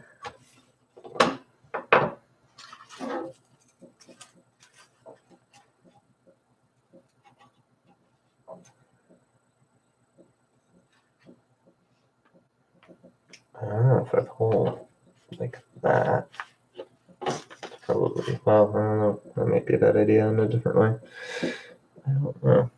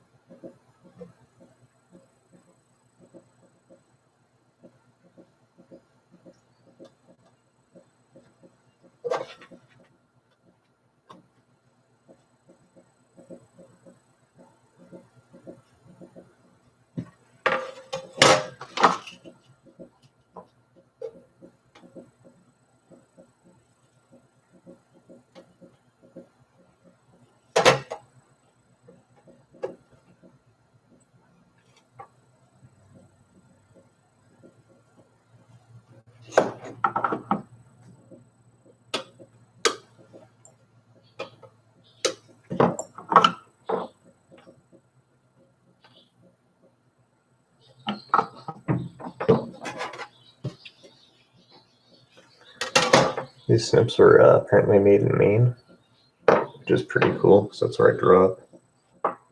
In Saco, which is where Funtown Splash Town, USA is. The world's lamest theme park. That's what Maine has, so still exciting to go there.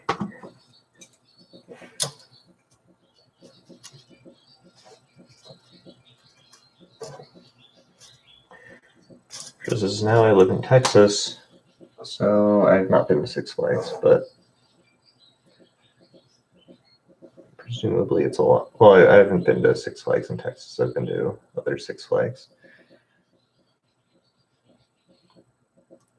But yeah, maybe probably a bit better.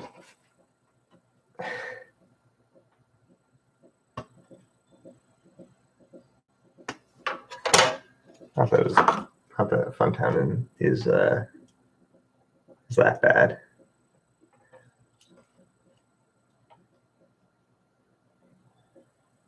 I mean, it's still definitely fun, as the name suggests. It's just not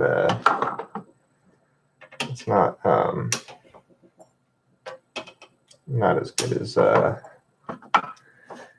theme parks in places that have money, or amusement parks, I guess I should say. Okay, that's all the 10Ks on.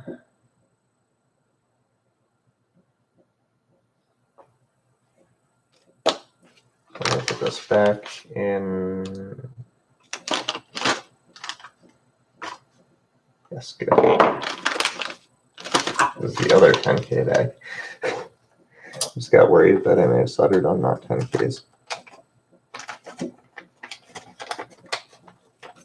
But that is not the case. It's all good. So I have 2 bags of them. Okay, so 10Ks done. Yeah, okay, good. 1K.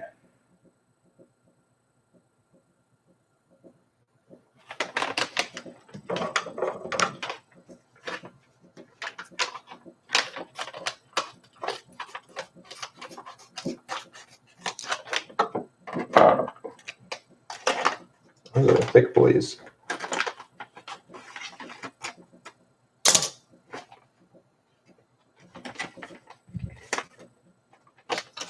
There's my only 1Ks. 3 quarter watt, 560, 3.3, 33. And these are all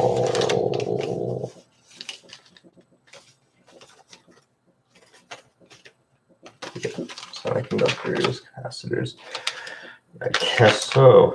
Those are I'm gonna stick these back in here. Those are rather big. Okay.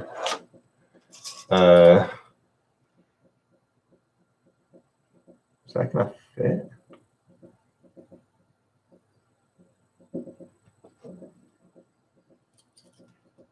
Or else do I have a 1K? I mean, yeah, it'll fit. My God, are these half watts? These are half watt.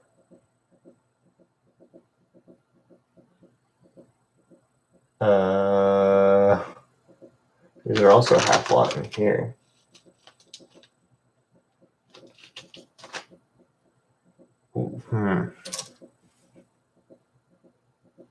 I don't think these call for half watt.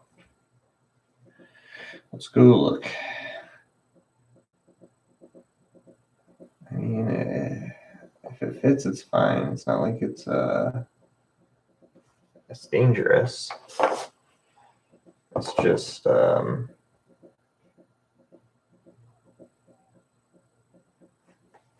me go look.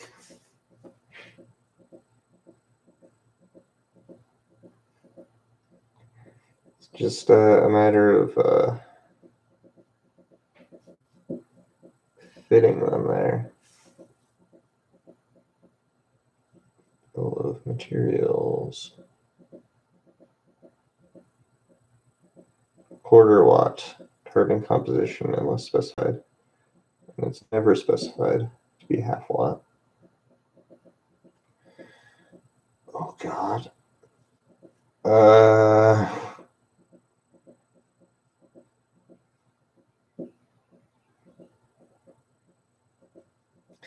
Do I want to bother with this? I'm thinking I probably should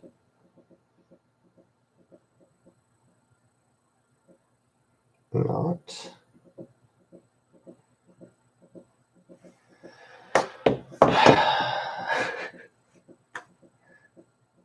Well, I think I need to order quarter watt because I'm putting this much time and energy into this. I want it to be right. This is going to look weird if I have like these half watts on here for no reason.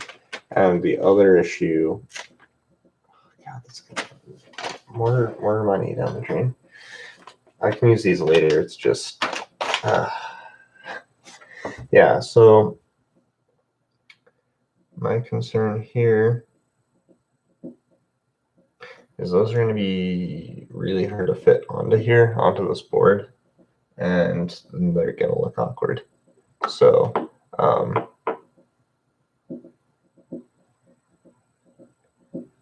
it's probably better if I don't do that. So these are also half watt. Is there anything else that's half watt? These are quarter watt. Those are quarter watt. These feel so like they're, even though they're half watt, these feel like they're probably one loose in the bag. Oh, it's because I only have, well, it's because there's only one of them in here. I don't know what this is for. So I think I need to reorder these. Not those. The other ones. That's irritating.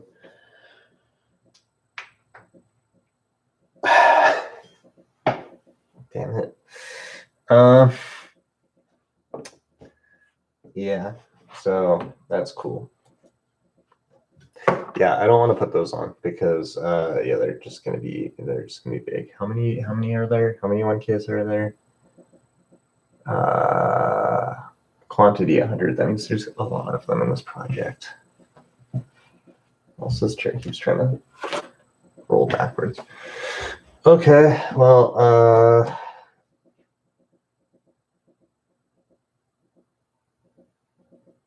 normally I like to put the resistors on first, but I think I'm gonna skip those. How many 1Ks are there? There's 1, 2, 3, 4, yeah,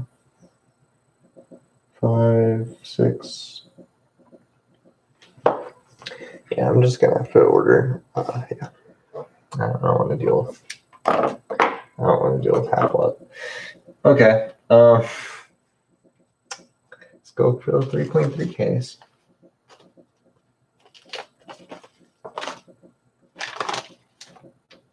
3.3K. How many are there? 10. Oh, thank God. The fewer I have to deal with, the better. So I think these are all of them, probably. All the 3.3Ks. 1, 2, 3, 4, 5, 6, 7, 8. It's probably cheaper to get 10. Could be wrong. But I suspect that is all of them. And there's only one 560 ohm resistor, which I don't think is on this board. And I'm kind of hoping this I can just deal with it and be done. Check my bomb.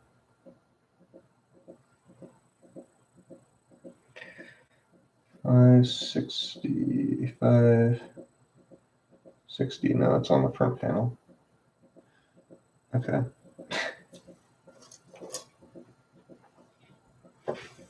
Okay, let me go and start these 3.3Ks.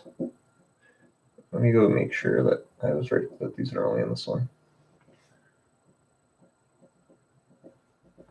9 total needed. 9, yes. Awesome. So these are all of the 3.3K that I need. Plus 1. Everything else is pretty much 10K, or which I have plenty of, or 1K, which I don't have plenty of. Well, I do, but they're okay, so the top one here is a resistor. These are all diodes. Those are all resistors. So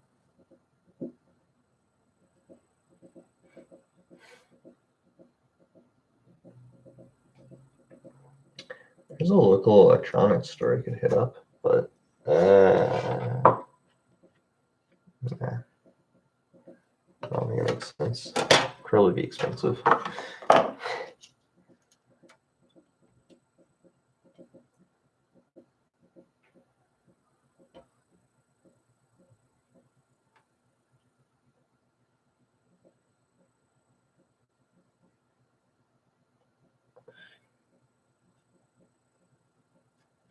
What time is it now?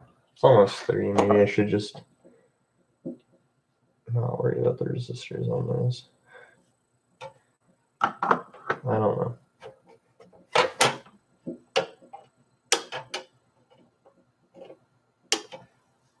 Or maybe not 2 sockets or something. I don't know. I'm trying to think of what the best way to continue is since I have to wait. So where are those now? And it's the weekend, so it's gonna be a while. You know, they really could have put this up here, and then it would be even more even looking. I don't know. I guess it doesn't really matter.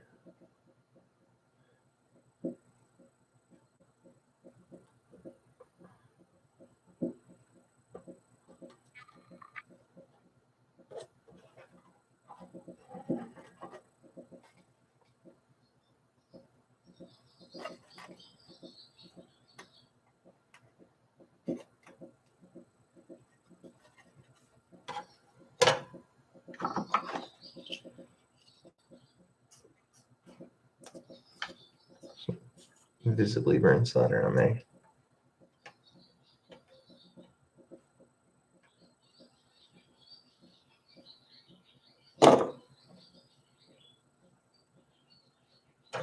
Any boards that don't require the 1Ks. Yes, there are a few boards that don't require the 1Ks, so maybe I'll work on those next.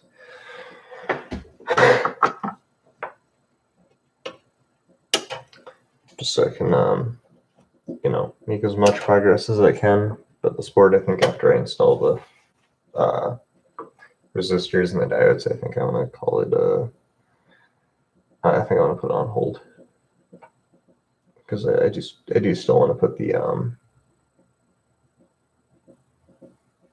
resistors on first. It's just gonna make it easier. Yeah, let's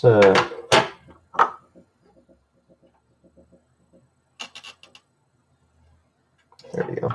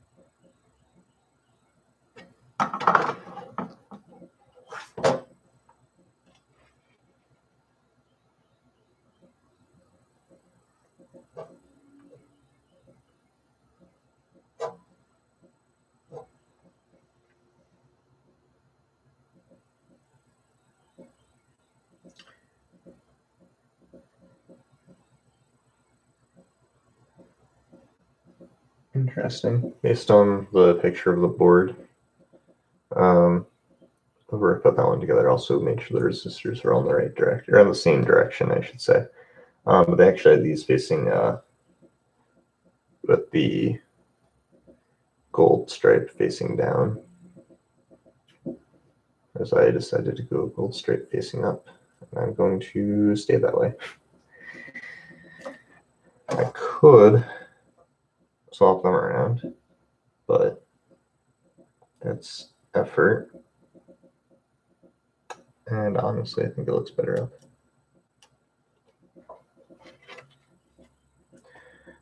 And if you really care about historical accuracy to that point, one, this board is not historically accurate. And it's got a reference to the internet on it. But you can keep in mind that these were sold as kits too, so a lot of people would have probably soldered them whichever way they wanted. These are not all built by SCELBI.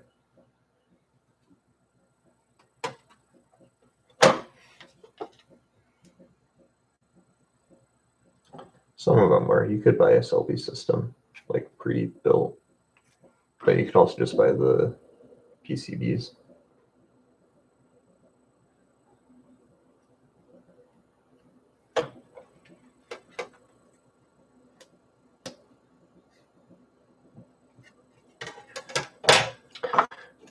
Which does make it kind of easy to make it somewhat historically accurate, because you can kind of use excuses like, well, maybe this person, maybe someone would have chosen to use these parts instead. That's totally valid as long as those parts existed in the 70s.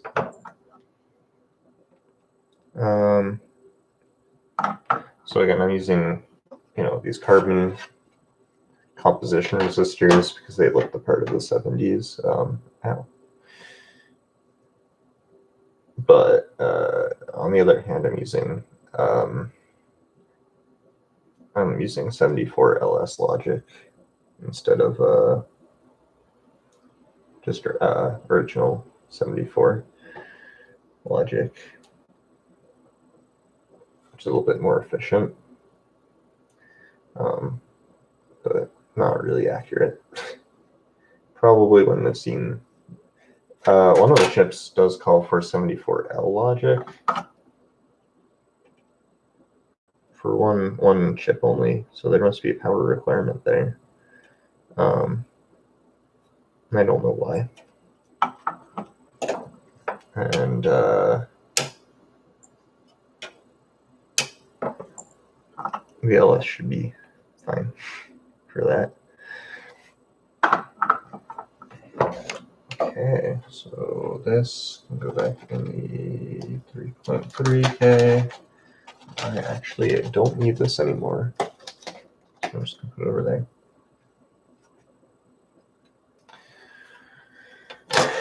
Okay, so everything else is 1K as far as resistors on this board, which I don't have in quarter watt, and I want to get in quarter watt. So I'll put in the diodes. I don't think I should put in the capacitors yet, because the capacitors are going to be sticking off the board a bit. I don't think these capacitors are how they were pictured online, but that's okay. Better than misremembering. I don't really care too much. So here are the Zener diodes. These are just regular diodes. Those are also Zener diodes. Those are about the size of quarter watt ones.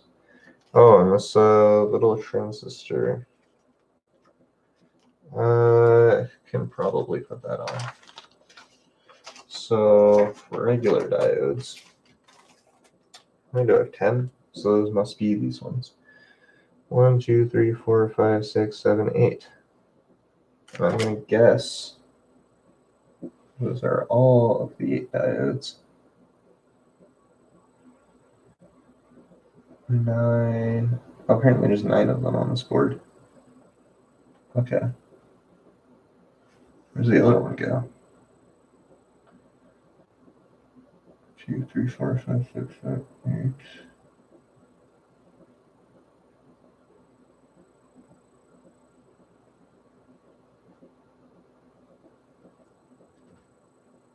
Huh.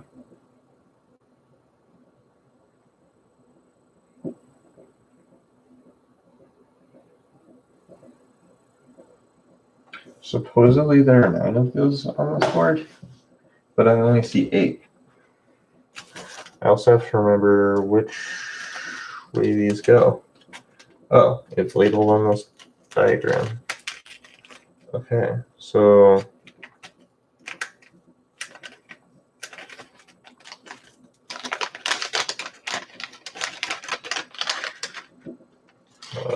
jam them all here for now. There's one more. It doesn't matter because I don't need all of them, but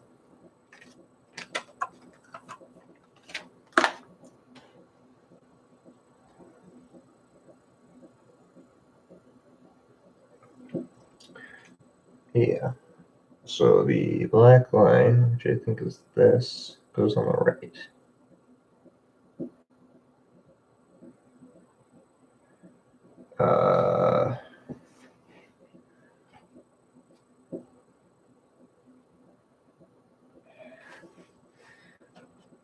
Just check this, the diode check. So I am expecting this side to be positive, I believe.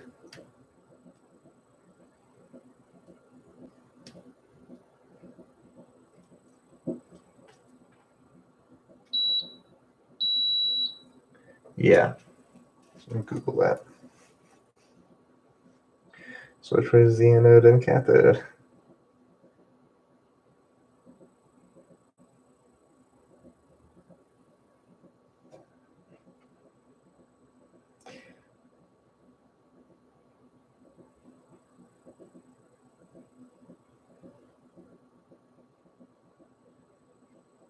Wait, so black should be on, yes. Yes, so the black stripe is on the negative side, so I assume we want to point from positive to negative, right? Anode positive, yes. This board is well labeled if you know what you're doing, and I should know what I'm doing. Yes, good. But doesn't necessarily mean I do know what I'm doing.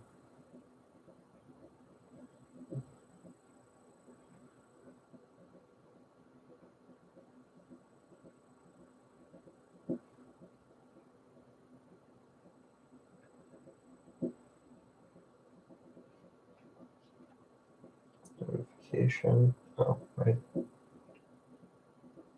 Nothing important. I should put these diodes in first because they're tiny. That's okay.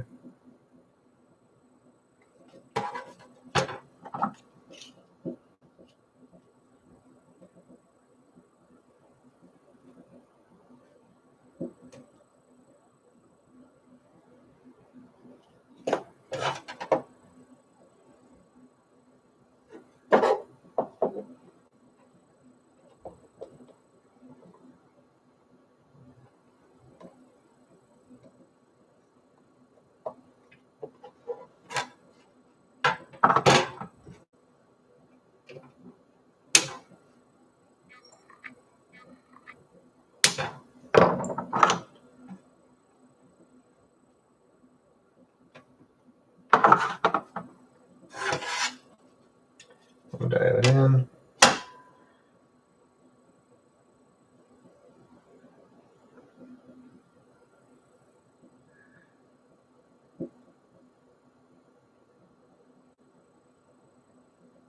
Oops.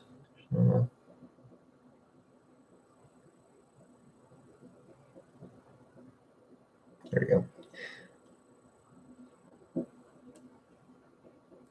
This is super attention to detail. I'm trying to get the end facing up. The one end. Does it matter? No.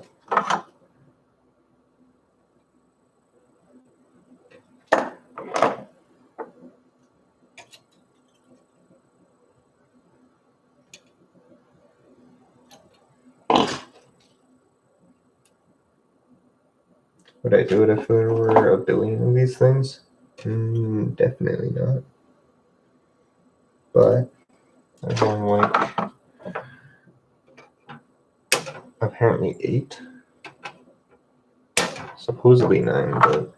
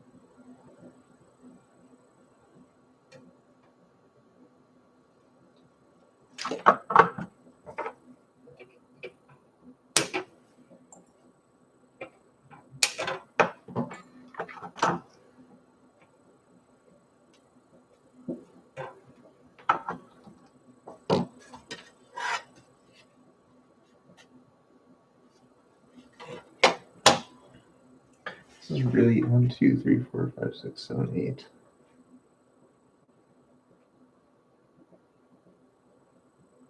I feel like probably what happened is, oh, this thing's magnetic.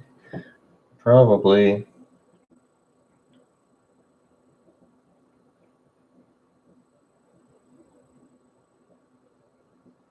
when Mike was counting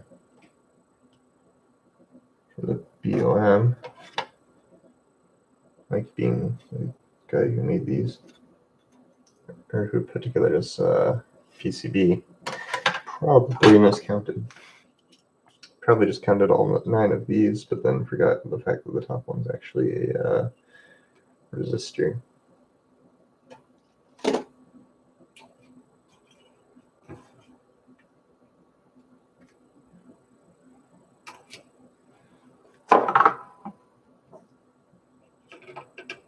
That's okay. I'd rather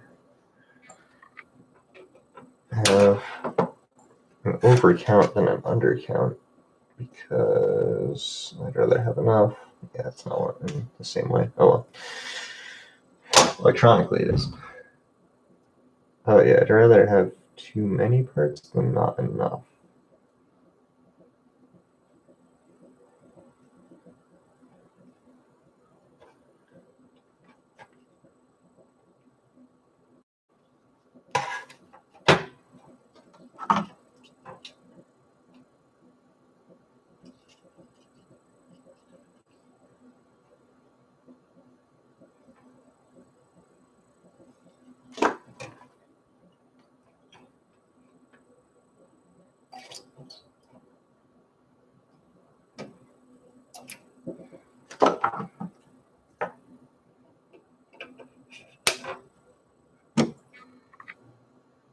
The battery's not getting low on this. No, it's fine. That's tablet batteries for the win.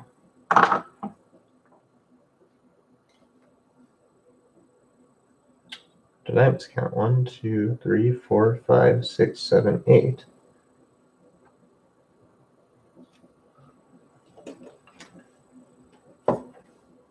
Oh, stuck to my tablet.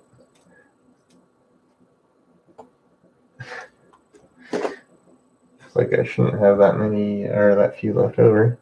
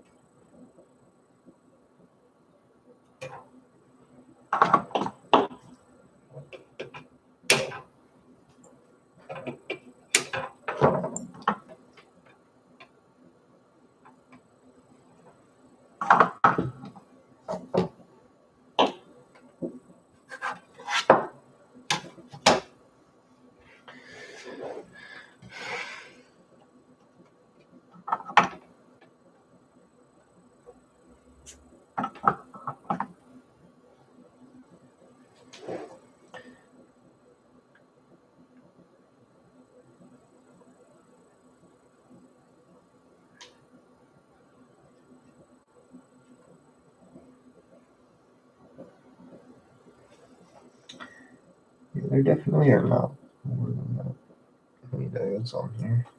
I'll start it here.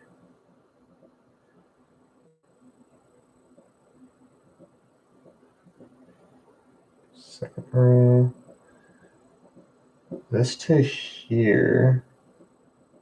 This to there. I don't know. There's a jumper option. That was optional, apparently, but I don't know what it is. I'm kind of curious as to what the story on that is.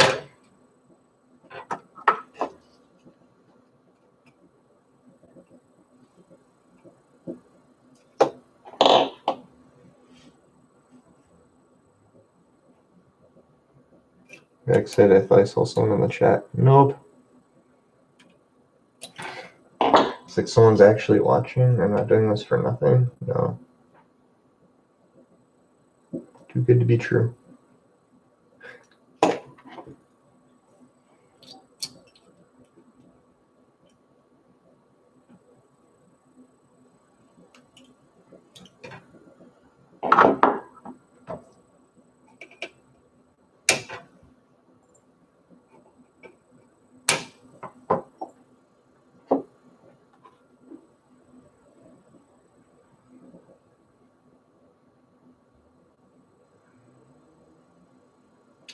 Last diode. Well, besides the Zener diodes. Oh.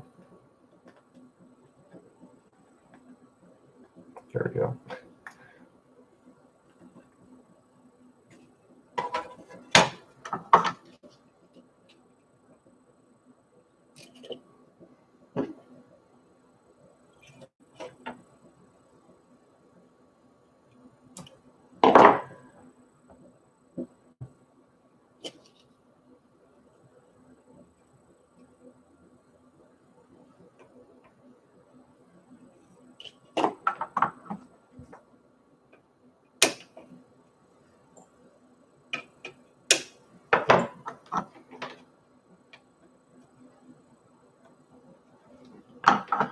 Okay.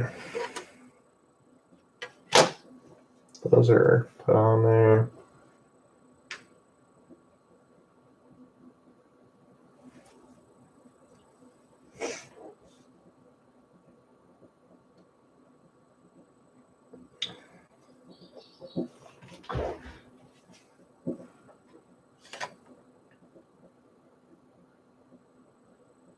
Where did the bag for that go?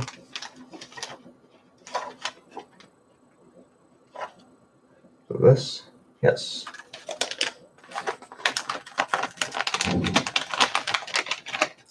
I am done with diodes, with just regular ones.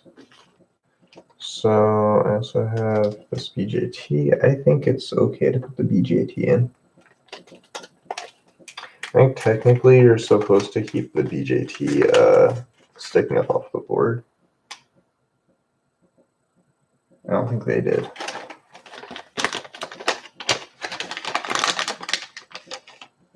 And I don't plan to. Okay, so this is where the little tab goes. If it's perfectly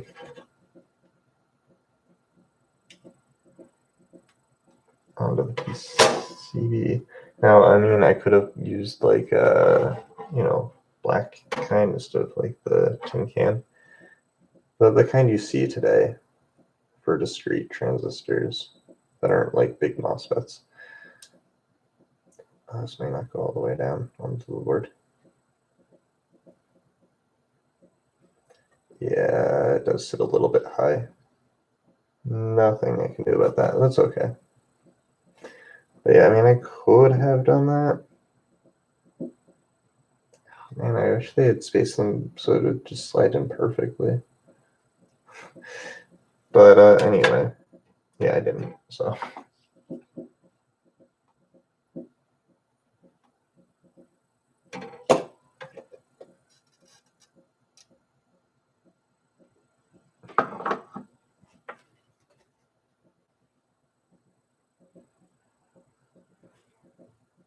That, okay.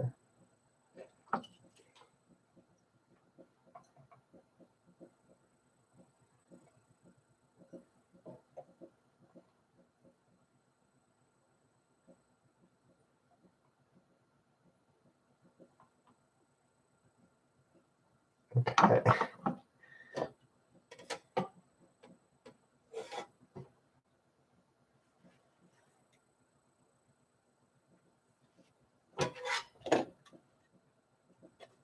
I might be a mistake. That sits a little higher than I expected.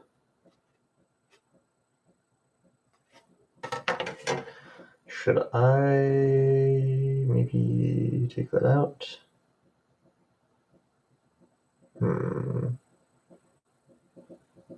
I think so.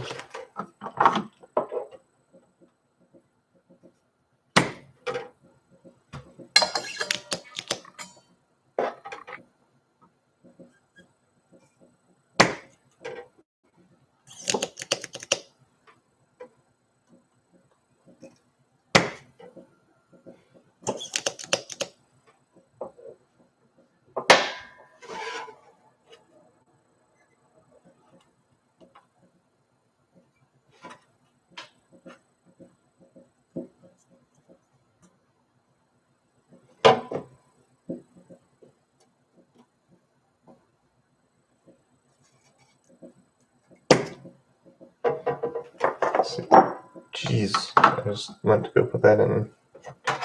Not where I wanted it. Let's see. I might not have a choice. So I'm gonna go bring out my Hacko, which I really don't. So I'm just gonna have to live with the fact that I don't know why my seat just loaded it. I think I'm just gonna have to live with this.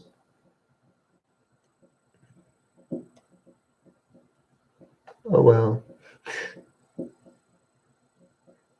Live and you learn, right?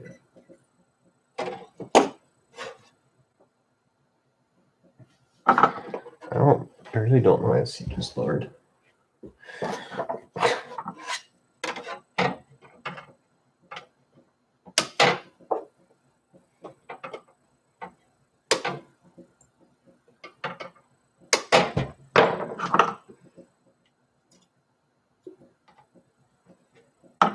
Question is, okay, why is the seat lowering? Come on. Yeah, I mean, I can kind of make do, but that's gonna make it a little bit harder. But BJT is on, so I don't know what is wrong with this seat.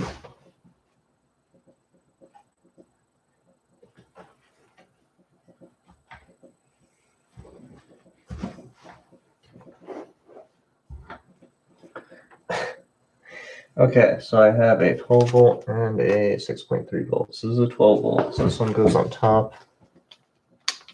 Put 2 warning stickers on here.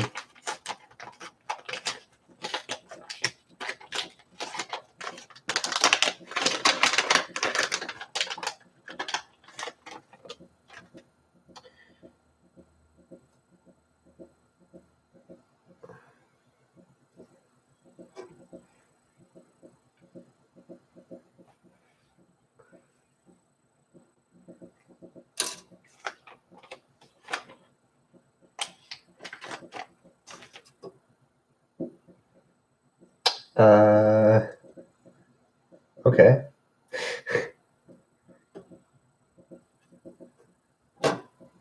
Actually, I would like it to be facing that way.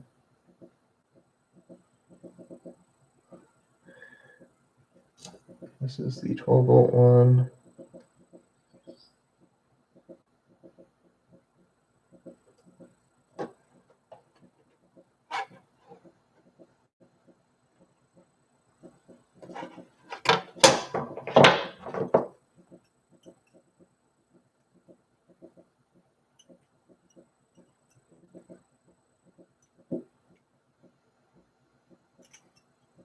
Yikes.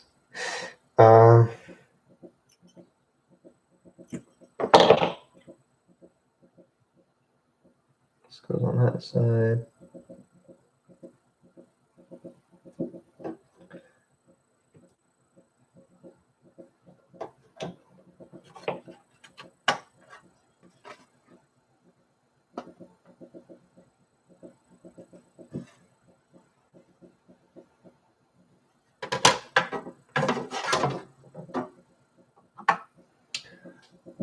So this is, oh man, this is going to take probably quite a bit of heat to solder.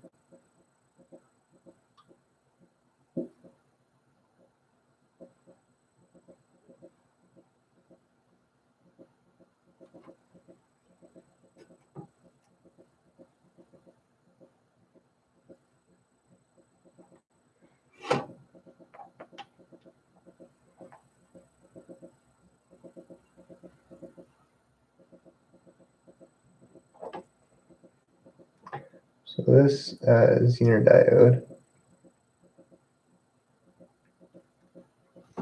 is meant to basically make sure you don't accidentally power things the wrong way. Ow! Ow! It also, you know, carries a lot of thermal mass.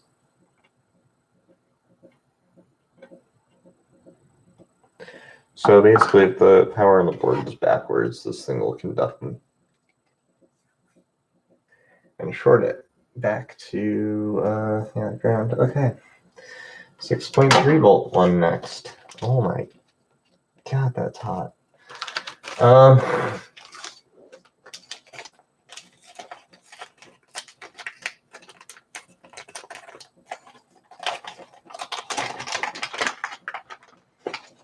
As far as capacitors, I don't think there's anything putting those on. Well, maybe I could. Am I just going to end up putting this whole board together except those specific parts? Who knows?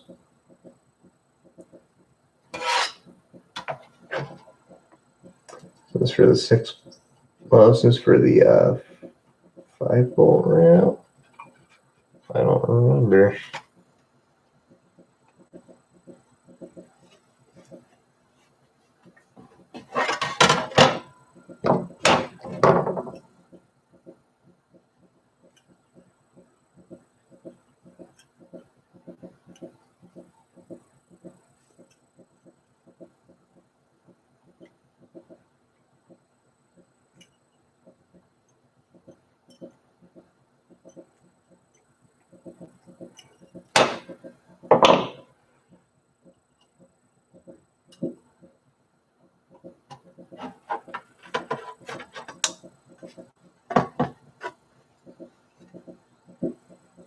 So do they actually look like on the original one? Very different, but these fit, so.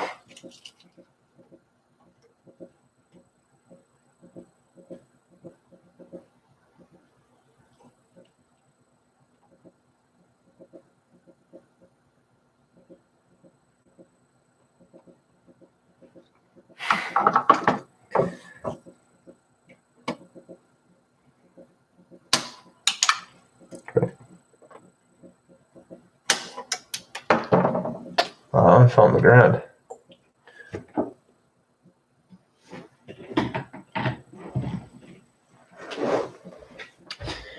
Let's see if I can find it easily. Oh yeah.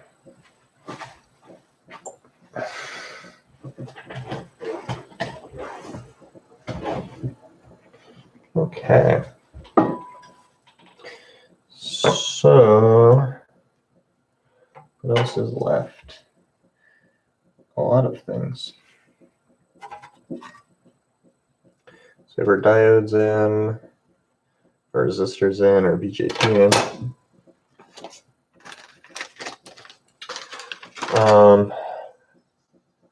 So we have capacitors and sockets, but the question is, if I put in, actually, well, yeah, if I put in the sockets, is that going to make it a pain to put in resistors later? Let's see. So, we'll explain something about the sockets, I guess.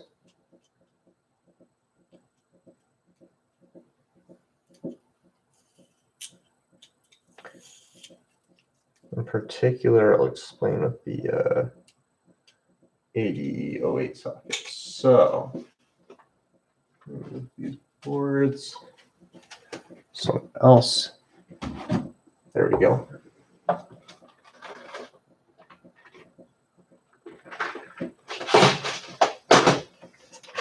So what this guide says to do for a socket, specifically it only says to socket the 8008, it doesn't say to socket anything else. But it recommends you use these kinds of sockets, specifically with 9 pins. And you would take, although these only have 8, I don't have 9-pin ones, so you need to stick one here. And you stick one here. And that is your socket for your 8008. So that is how it says to socket your 8008. I actually am going to use real sockets because I have them. Well, they're more available these days than they were. I don't really want to do that technique. So really the best sockets to use for this, in my opinion, would be one of these type. These are actually kind of cheap though, so but this style anyway, where you have like the leaf contacts. So this would go in. Hopefully this is the right size. Oh, it is. Nice, first try. Yeah, so like that style. And what's nice about this style of socket is because your chip, and I don't have one around easily, but because your chip has flat leads, this will grab both sides of the leads. And because, so it'll give you really good contact with it. And because they're like a little wide, like it's a bit forgiving. So it's fairly easy to put them in there. So it's like, in my opinion, and the opinion of a lot of other people, but then there's people who swear against this, those are the style sockets that you really should use for integrated circuits. But then there's these pin sockets. Oops.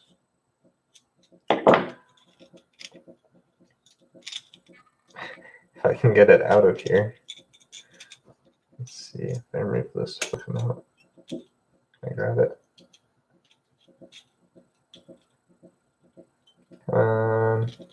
There we go.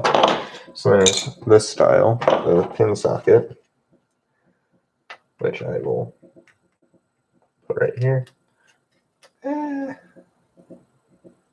It's okay as far as height. Anyway, so you have these style pin sockets.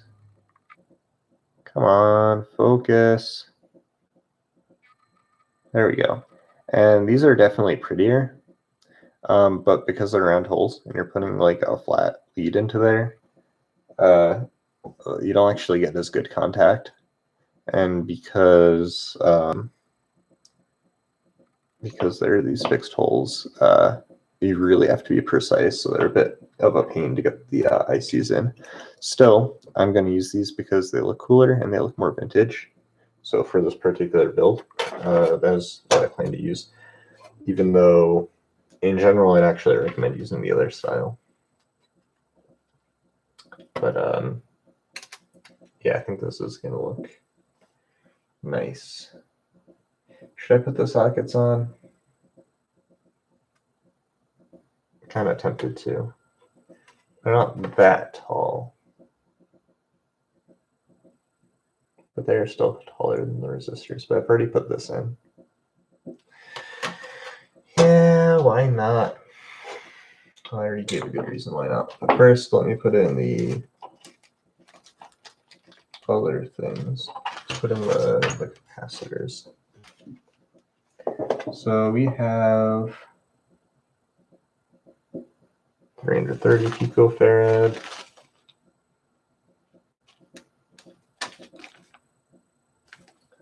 And a 30 picofarad. We have 5 of those, and I go here, here, here, here, here.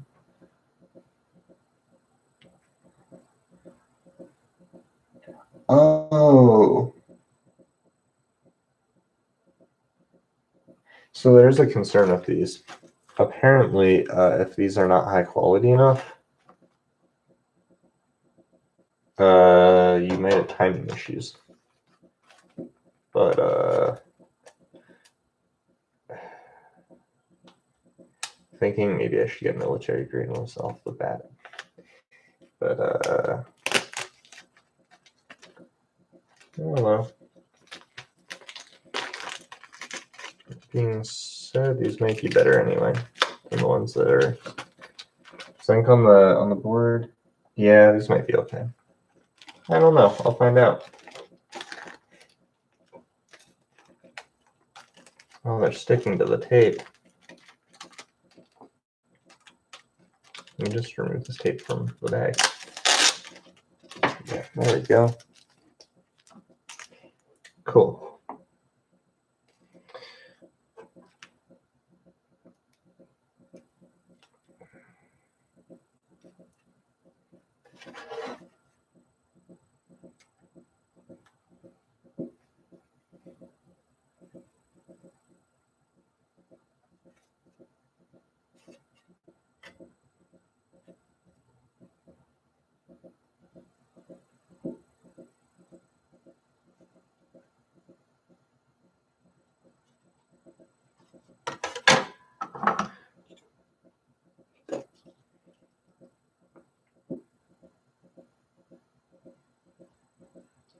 I'm going to put all of these in at once because they're pretty fixed onto this board.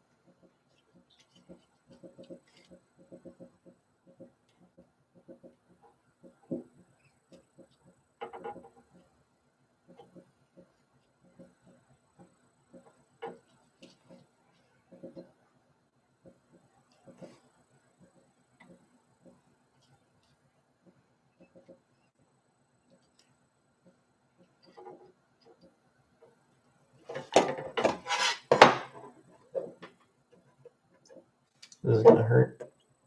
That wasn't too bad.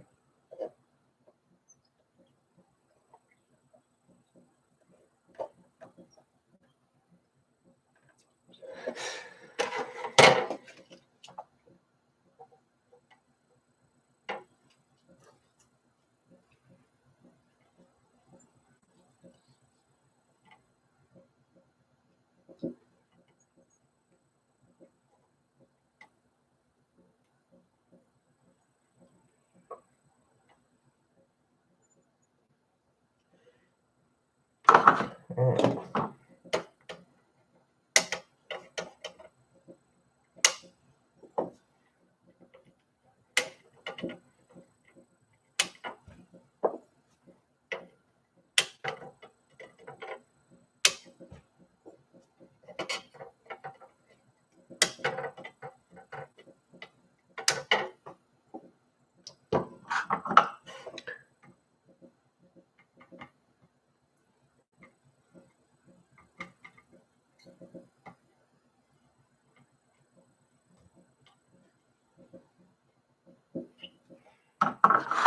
Let me figure out if I have any other of those.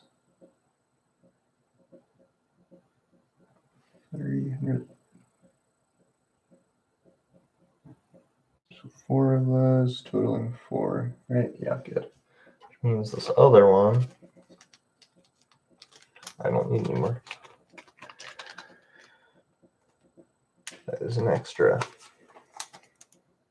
Cool.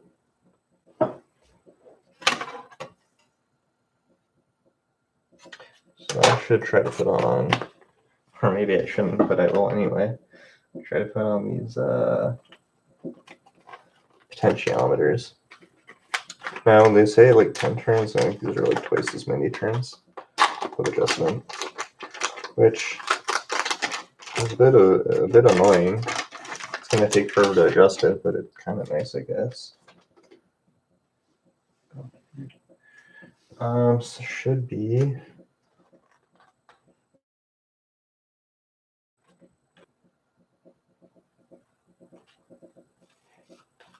Slow network error on YouTube, which, to be fair, I'm surprised this laptop's held up as well as it has. There they are. These actually, I think, are blue. Yeah, these are actually blue on the original card, but I actually did manage to get these in black, which I think will look a little nicer. Maybe a little bit more retro, even though technically it's not accurate.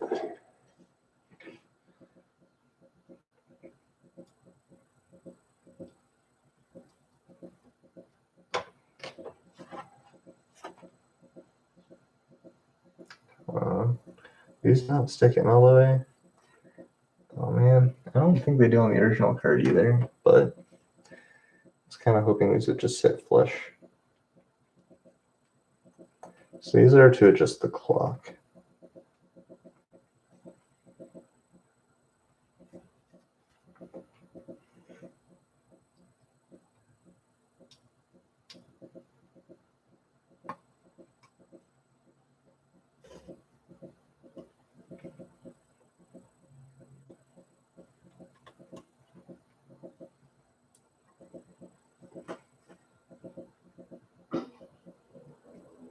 Make sure they're at least parallel.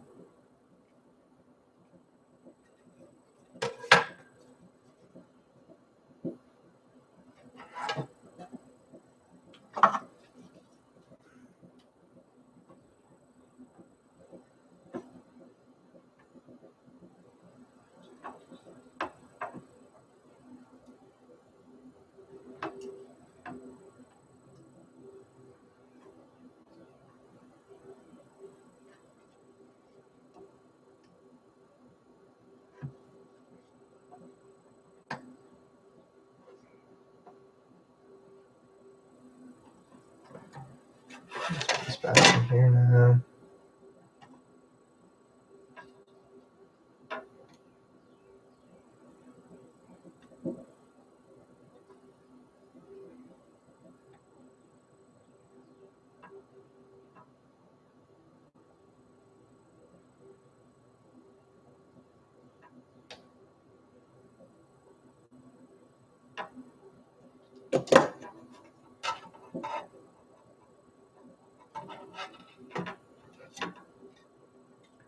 Weird. They have two of these legs shorted together. I guess I just don't care about the resistance between those two, so they just kind of short them. They only care about the resistance in the middle and the front. That's not going to be affected. Okay, cool. So those are all on and ready for me to adjust the clock. If I need to put these two 1K in, or these two 1K resistors in, they're going to be extra annoying to put in now that I put this here. So, oh well. I'll probably just stick something on top of them. What else needs to go in? So I put those capacitors in. But I also have these electrolytics, and I have these 22.022 microfarad and 0.1 microfarad. Let's see if those are even used on here. I don't think so.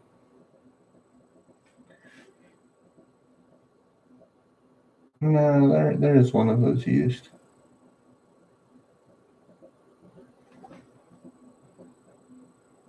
Okay.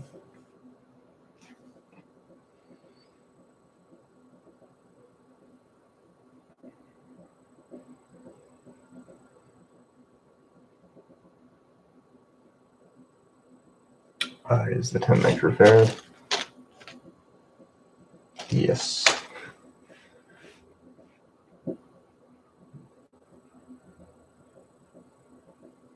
1.1.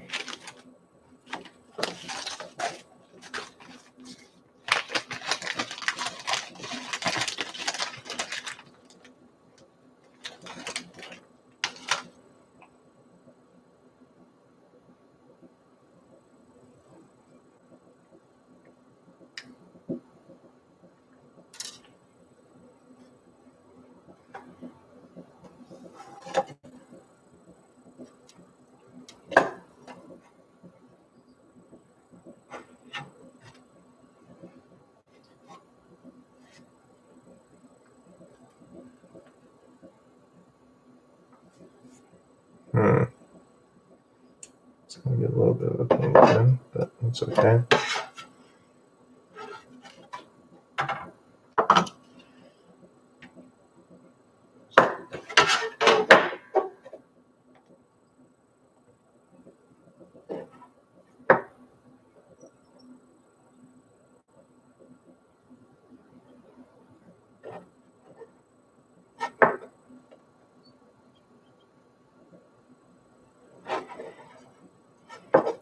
A little bit more.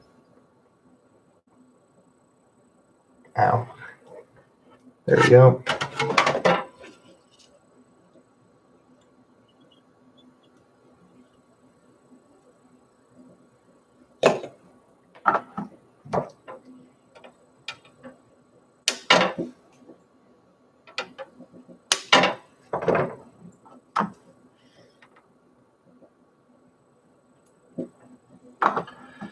Okay, this is a 0.1. Here's a 0.1. Goes there.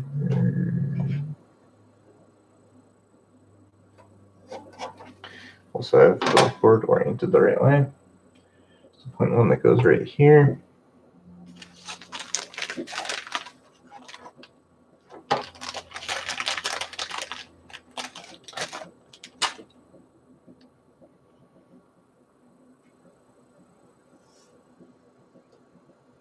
Other 0.1s. Yeah, 1, 2, 3, 4, 5. There's a 0.02.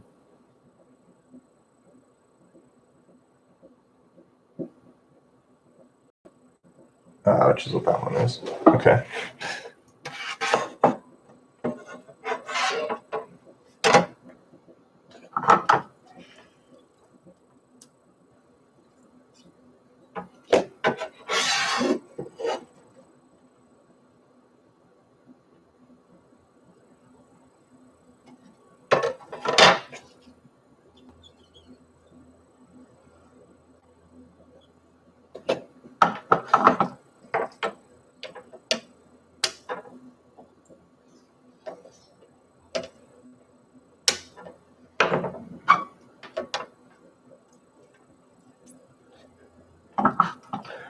CPU card is apparently the most complex one, so if I get this one done, it'll be pretty good.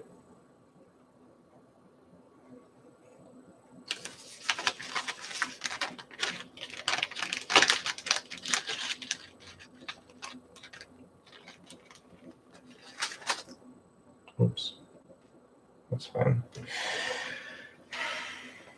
So we have 0.1, 2, 3, 4, 5 more.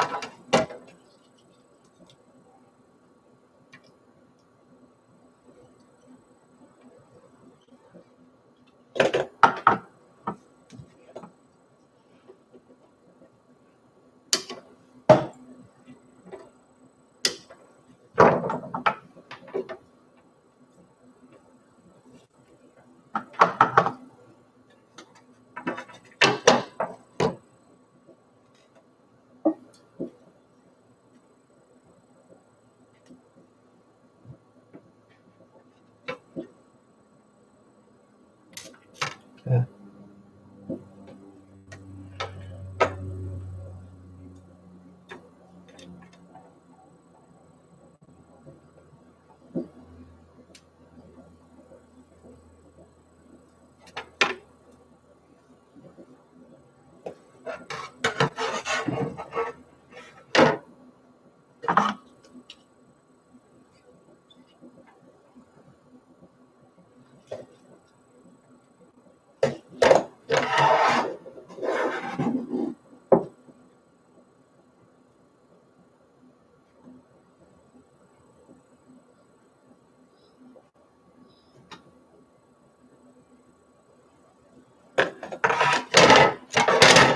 Oh God.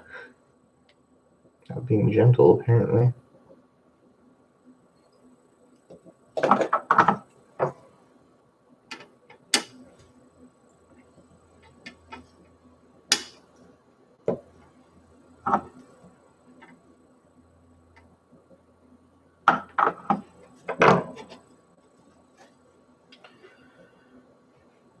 Okay.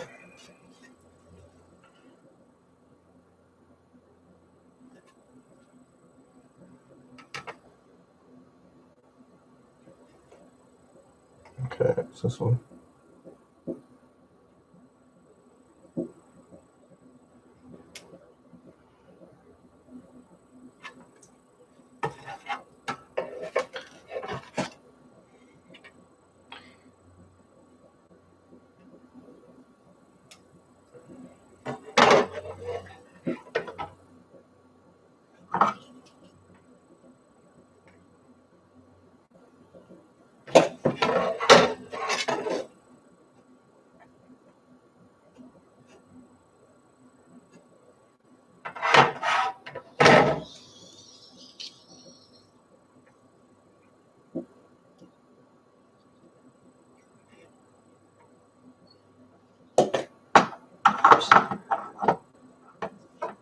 Surprised it's the first time I did that, but I just kind of melted part of my soldering iron stand. That's okay.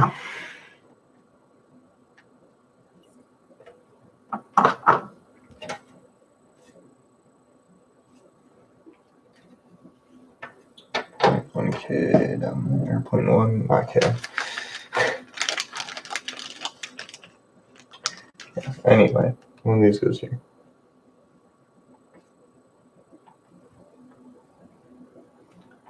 These two.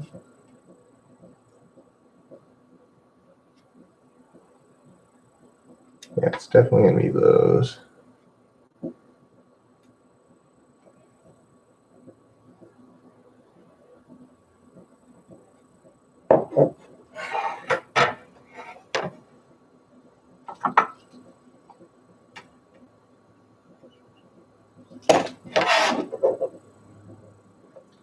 pretty straight as is.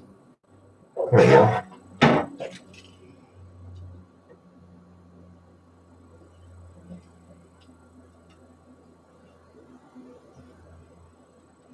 I did specifically measure the spacing between these because these aren't really the capacitors that are supposed to go in here. They're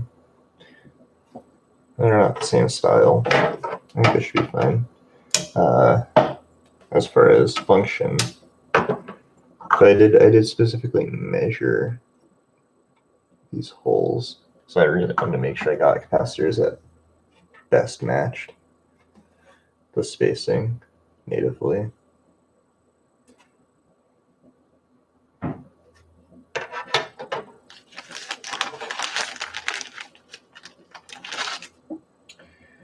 Point one.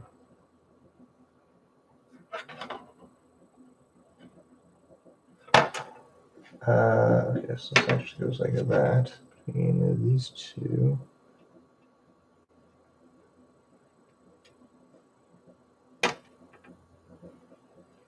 Yep.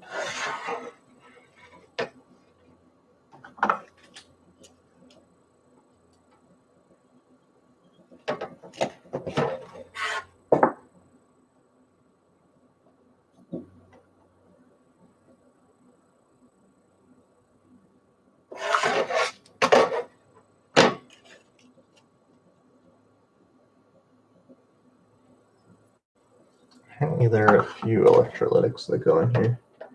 Everyone's favorite type of capacitor.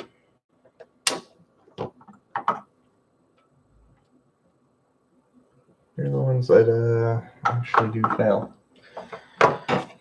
Although tantalums fail too. I forget if these are tantalum or not. No, these are ceramic. Good. Tantalums like to fail spectacularly. And then they short and cause other problems. Okay, point two.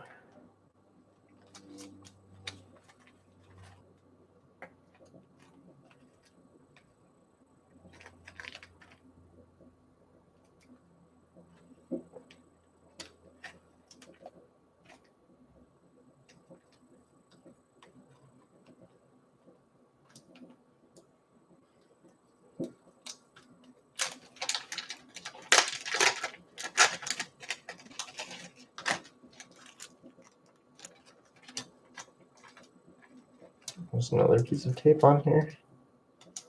Why?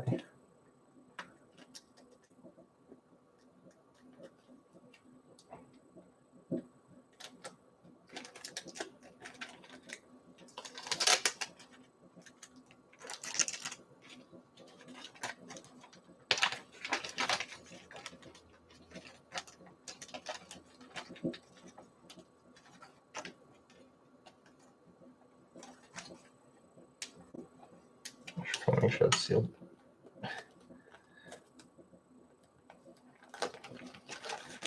Yeah, I really don't want to lose track of which capacitors are which.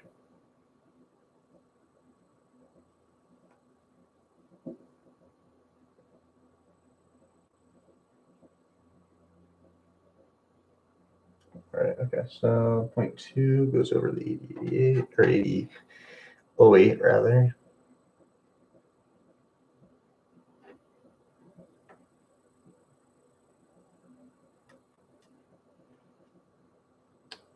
This is yeah, this is definitely not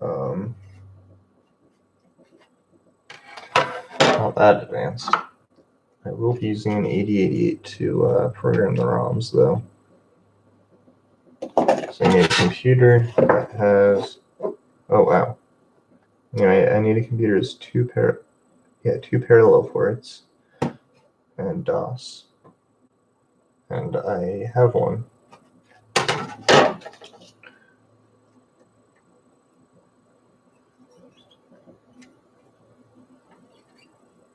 I have an IBM PC XT. And since this is the computer I have that fits the bill, that's the computer I'm going to use.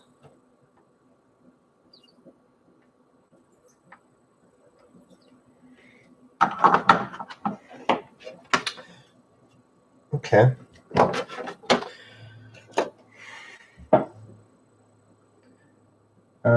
Now we have the electrolytics, which I need to make sure going the right way. 10 MFD, 10 MFD, 10 MFD. So yeah, there's 3 of these. We'll go on this board.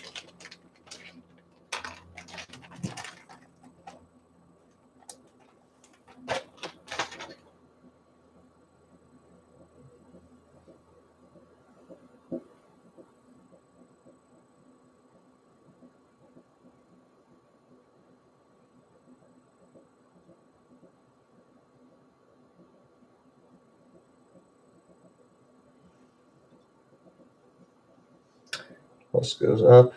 Yep, good.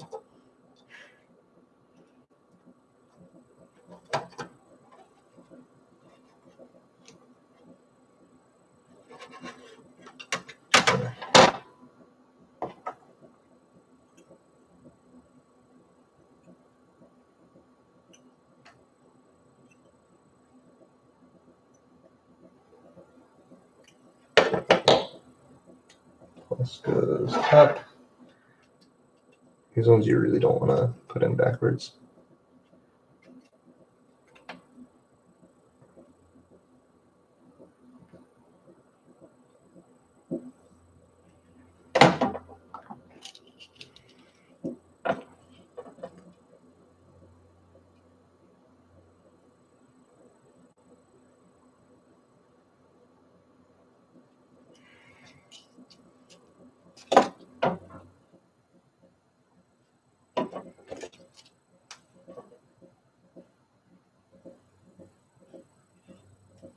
Okay, that one went on fine. This one is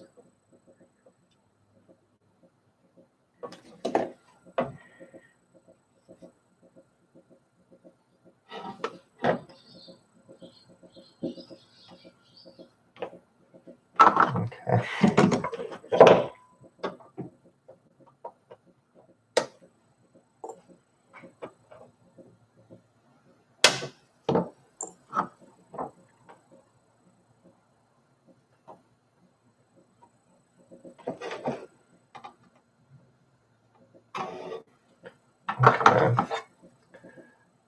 Electrolytic in, and it's hot, which is awesome because it's exactly how you want your electrolytics to be.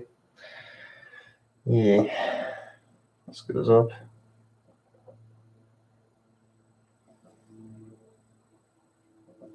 Looks like plus goes up on all of these, which is nice.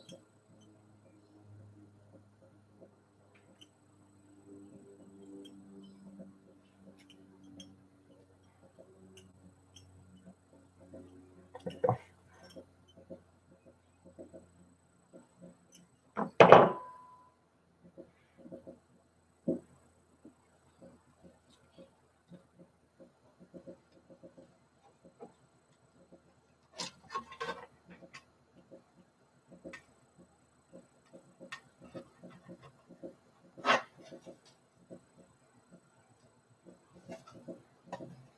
Still two.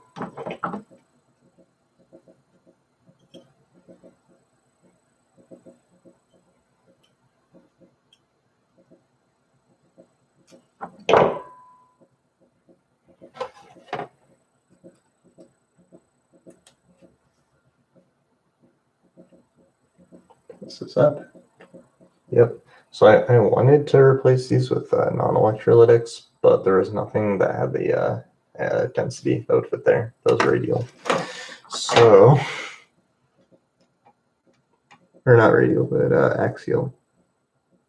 So it needed to be axial.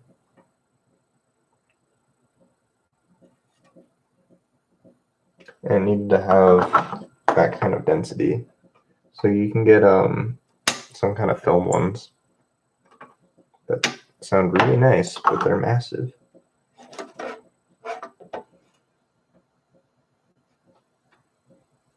So, you know, they weren't really an option.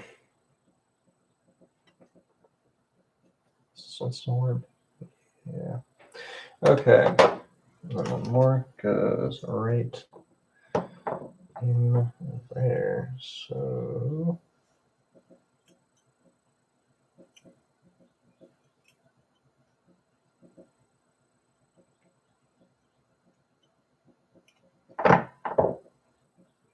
this goes also positive up.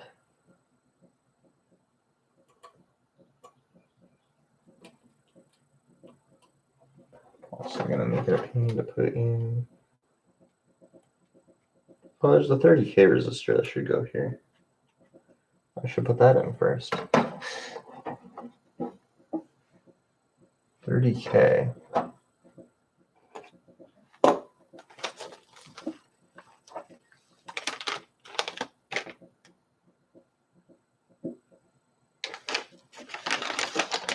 Okay.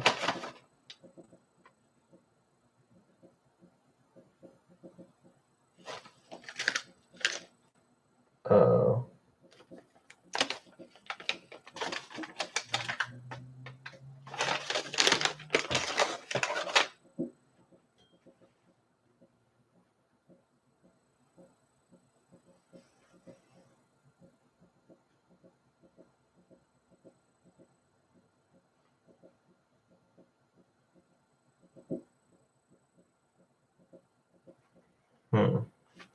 Let's see. If I were to put that there.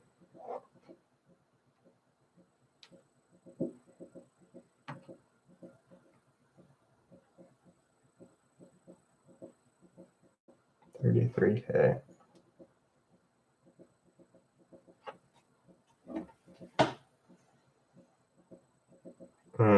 That's definitely gonna need to be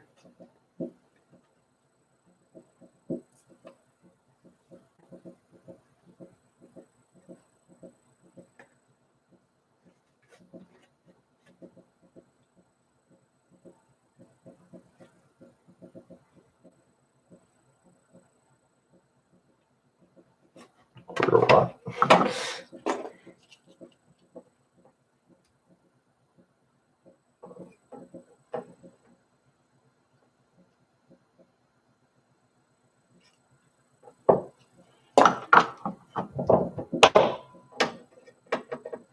How?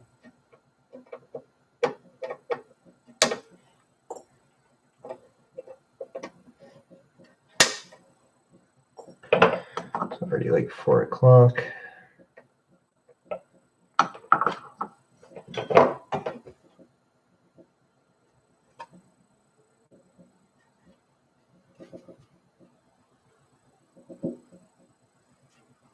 Okay, what else needs to go in here besides sockets and those resistors? Should be it.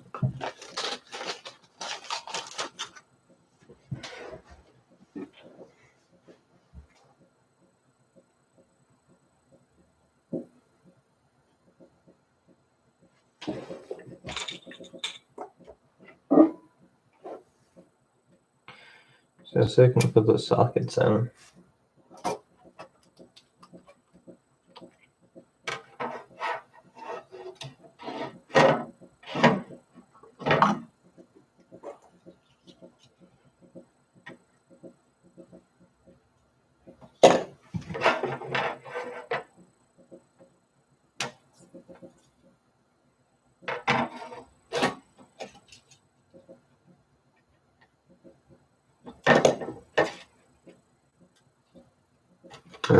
Ow. Okay. I'm going to put all the sockets in. They're all facing up, which is good. And then I think I'm going to tack them all in. And then I'm going to actually solder them all in. I'm just going to drop them down there. Okay.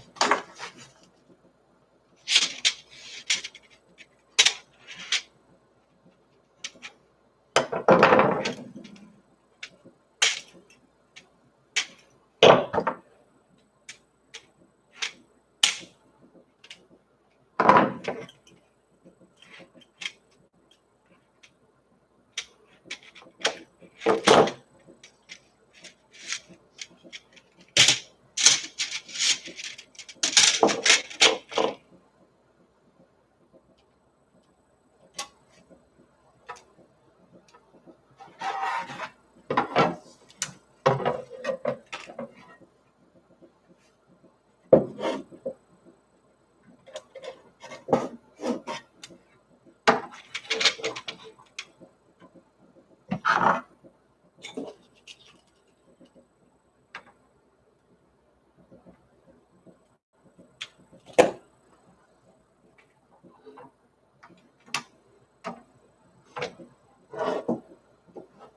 it the right way? I did. Good.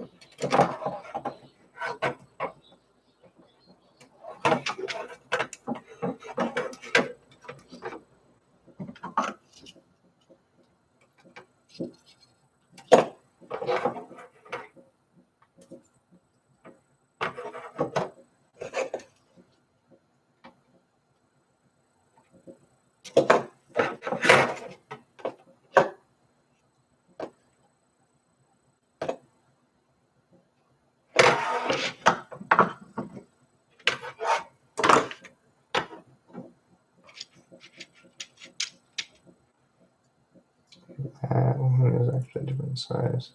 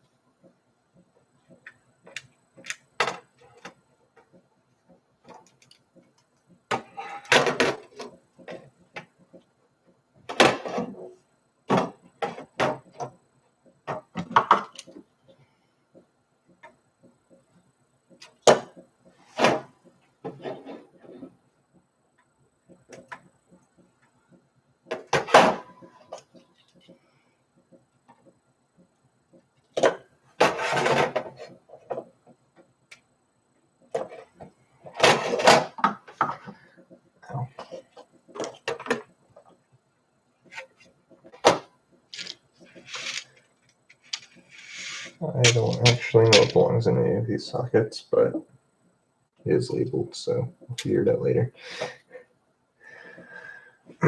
I figure if I just put the sockets on, I can reference this diagram later to figure out what chips go in which sockets, and it should be pretty straightforward to assemble.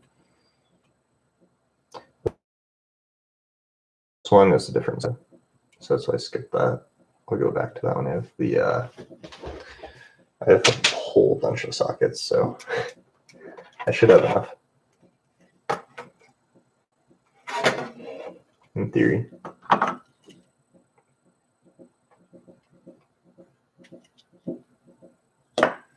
I did the math.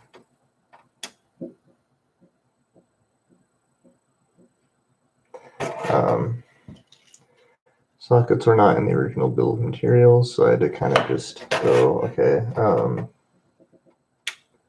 I need to not hold it by that specific pin. So basically, what I did was I'll blister there later. So basically, what I did was I tallied up each type of logic chip, and I said, how many pins does this logic chip have? And that is how I determined how many sockets of each type to get. It is a very vintage looking board. To the point, even though it's not vintage, there are no vintage parts on here. Not yet. The 8008 will be a vintage chip.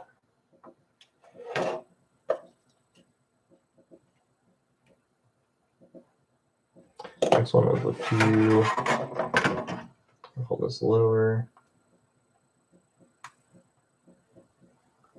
There we go. Try not to burn myself. Yeah. The RAM, the ROM, and the 8008 will be vintage, and pretty much everything else is new. The LEDs will probably be vintage. So I have some cool LEDs on the way from originally from the USSR.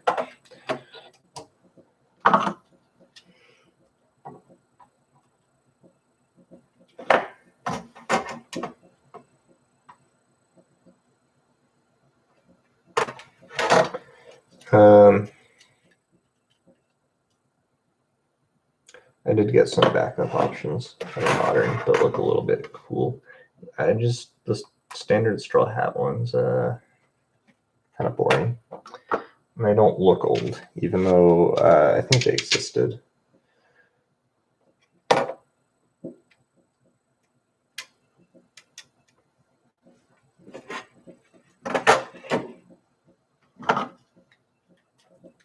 The ones that would have gone in here, I think had a metal. Well, it depends on if you bought it as a kit.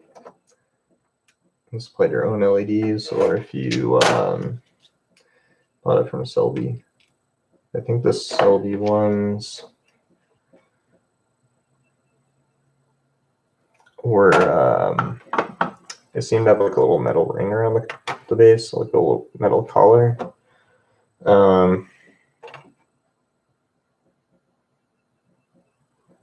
Which is what these USSR ones have. But they had a clear lens, and I can't find anything like this. They had a clear lens, but they glowed red.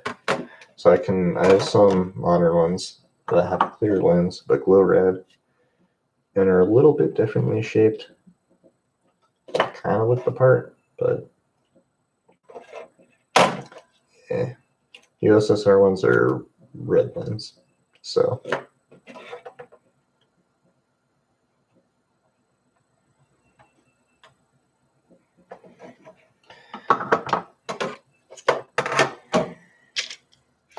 But otherwise, they look nice. There are some, actually, I did get some USSR ones as well. I got two types. There are some with the clear lens, but they are flat on the front. So I can't get anything perfect, but I can get some like kind of cool things that have some of the parts to it. The question is, which one do I want to go with ultimately? And I haven't decided yet.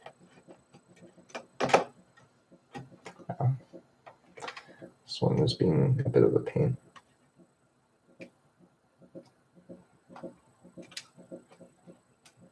I'm putting it the right way, right? Yeah.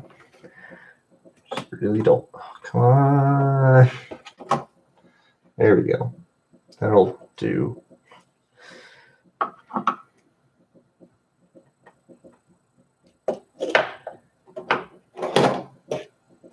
Come on.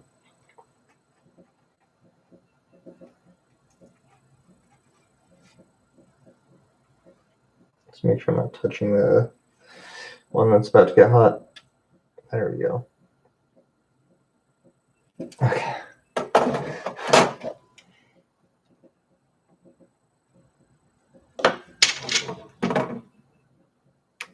This is a mistake I kept making, was touching the part that's getting hot.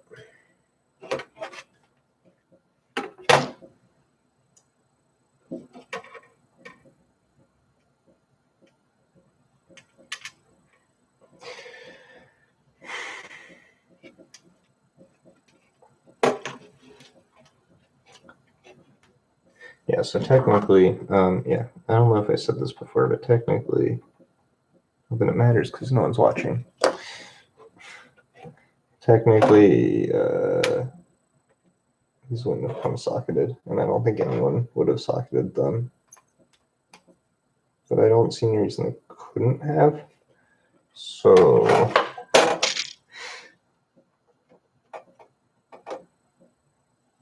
I don't see any reason, you know, someone who got the kit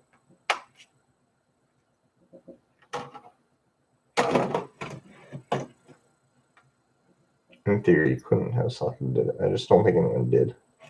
There aren't any examples of a fully socketed SCELBI. And I kind of doubt anyone would have bothered back in the day.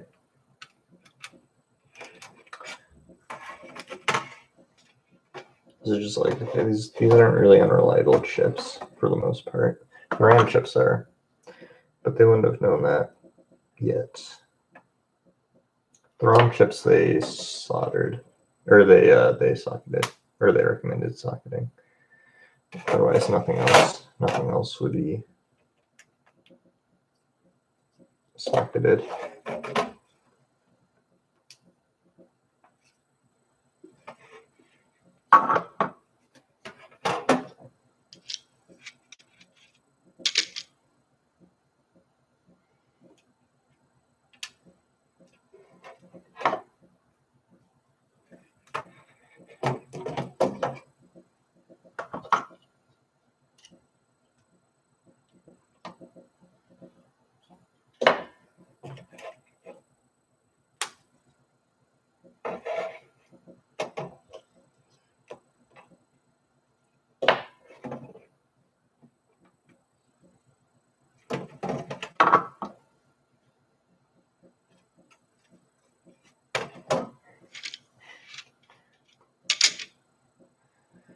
I'm almost going to go through this entire tube of sockets just on this one board. Plenty more.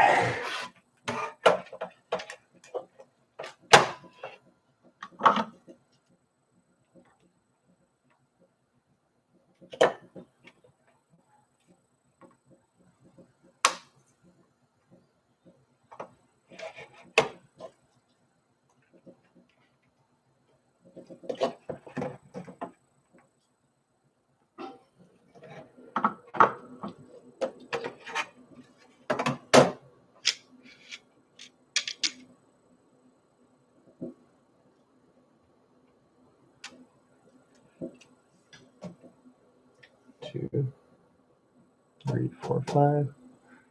Yeah, there's definitely more in there than there on this board, but not by much.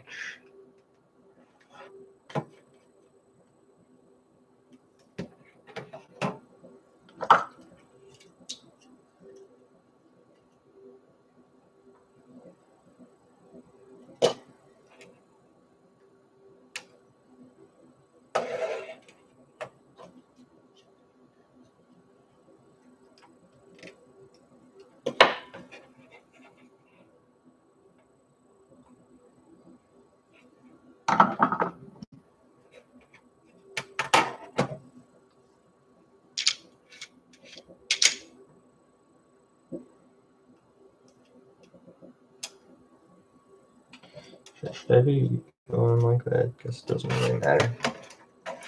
I don't know. I think I started each of them going left to right, so I'll continue that trend.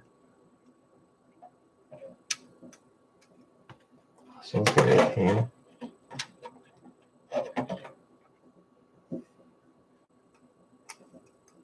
So there, yeah, there's a resistor that needs to go there. It's gonna suck.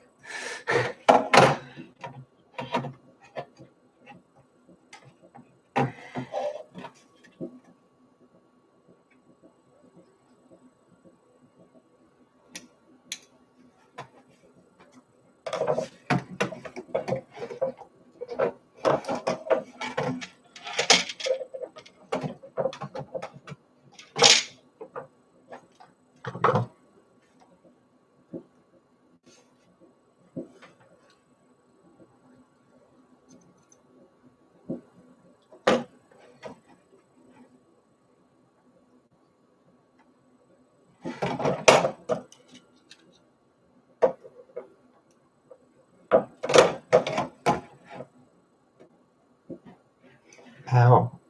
I touched that pin.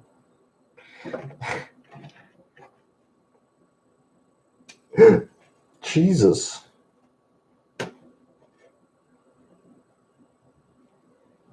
Why is that so hot?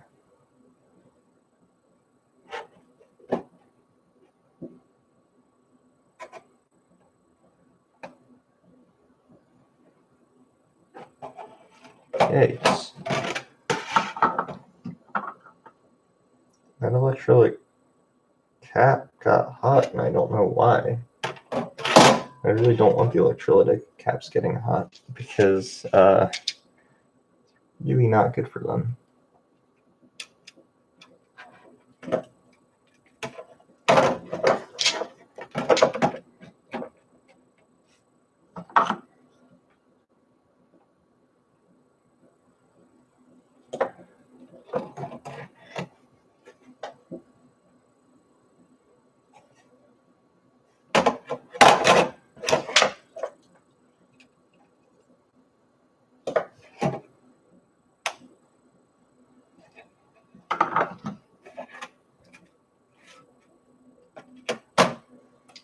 All facing up, just want to double check. Yep. This I believe is bigger than this, right? Yeah.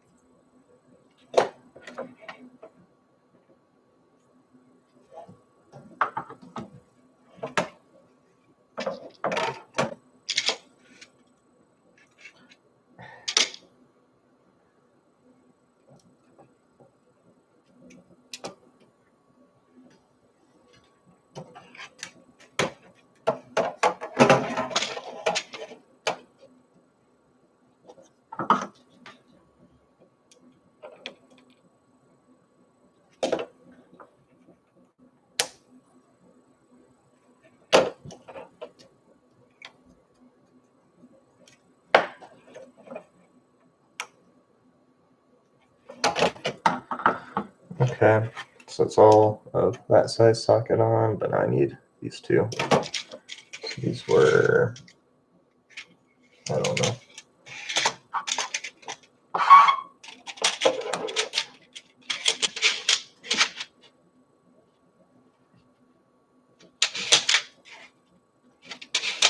Most of them are that size.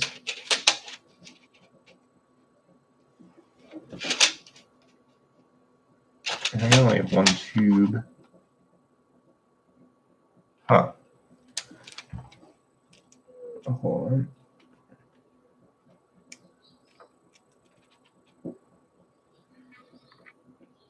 Oh, never mind. Okay, cool. So this should be the next size up.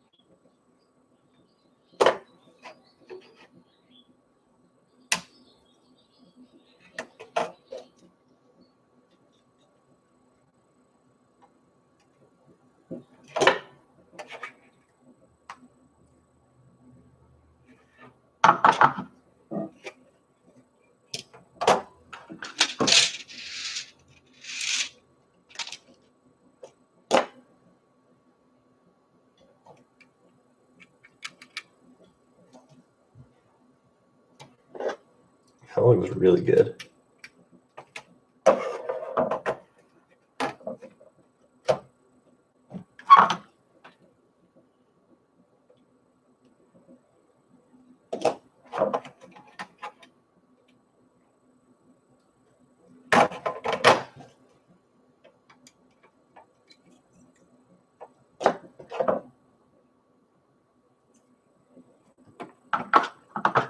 Okay, so now besides the resistors I have to get in quarter watt instead of half watt, this is pretty much assembled. I need to add the fuse holders too. And then I have to, obviously, I just tacked all of these down. I have to do every pin on every socket. So I will worry about that now.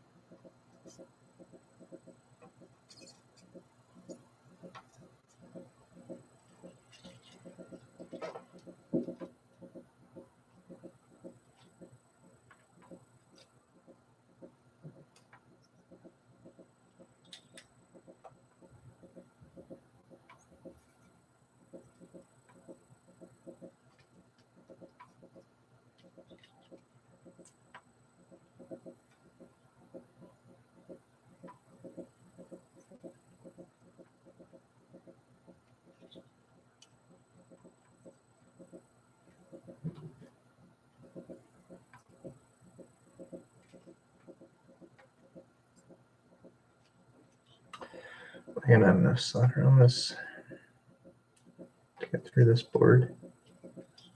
Not entirely sure. If not, I have that whole other spool over there.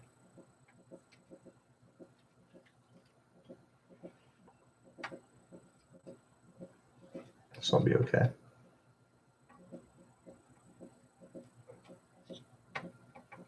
I'm quickly running out.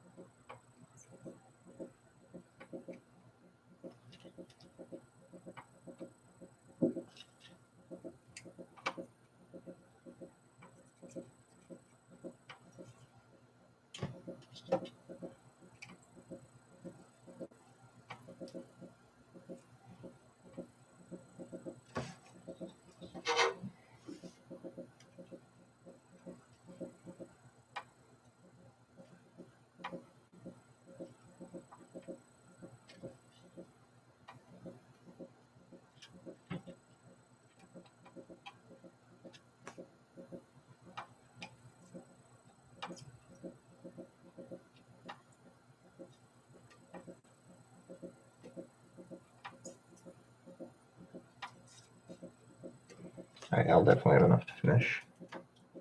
I mean, minus, again, the resistors I have to put on, one of which is going to be a real pain, given where it's located.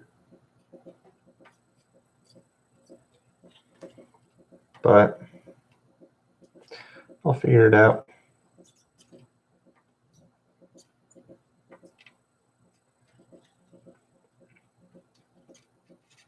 Also, yeah, a half watt wouldn't have fit there.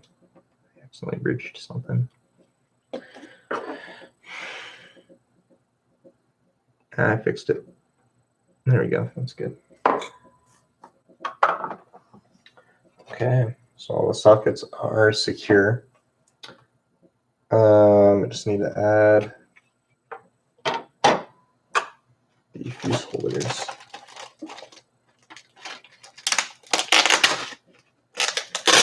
Or tape.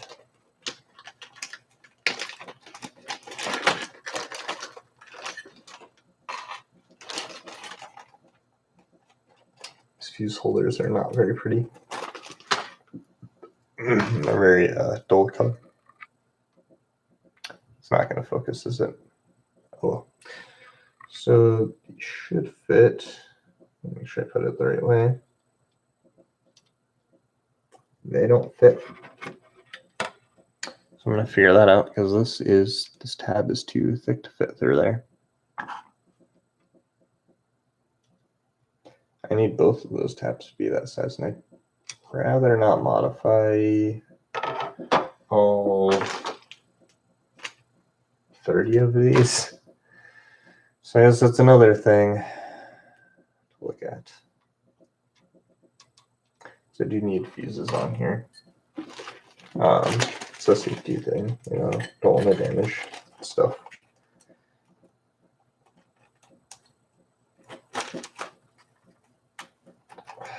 Well, that's unfortunate. Okay, well, this board is almost complete. I need to apparently source new fuse holders that fit. Do this off stream.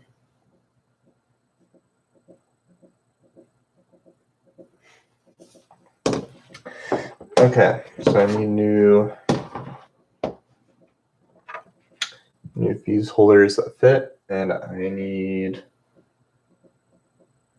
a 30K resistor to go right there. And I need some 1K resistors here, here, here.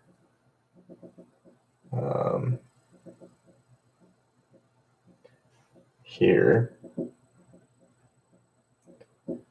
and here. And then that will be the CPU board complete, plus I have to obviously add the ICs into the sockets. But I'm pretty happy with how this is turning out. And I really do like these carbon resistors. I think they look the part. I think these capacitors look fine. Even these look plausibly old, which is nice. So yeah, it doesn't have to look like exactly like the originals. It's not going to, but I do want it to look vintage. So I think I'm gonna call that a day because I don't really want to start anything else right now. I don't know if I'll continue streaming this because I don't think anyone actually watched. So yeah, if no one watched this, I don't see a point in continuing to document the rest of it. But I will document more of the process, but I probably won't stream it because clearly there was not enough interest. But if anyone decides to watch this later, good for you. I don't know why you'd watch this. Not to. I'll actually do good. 2 likes. So maybe someone did watch it. But yeah, I wouldn't rewatch a stream. That's like almost 5 hours. So anyway, thank you to the people who did watch it, or at least some of it.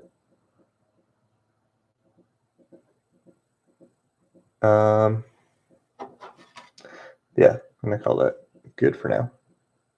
Pretty happy, pretty excited to get the rest of this built. So, see ya.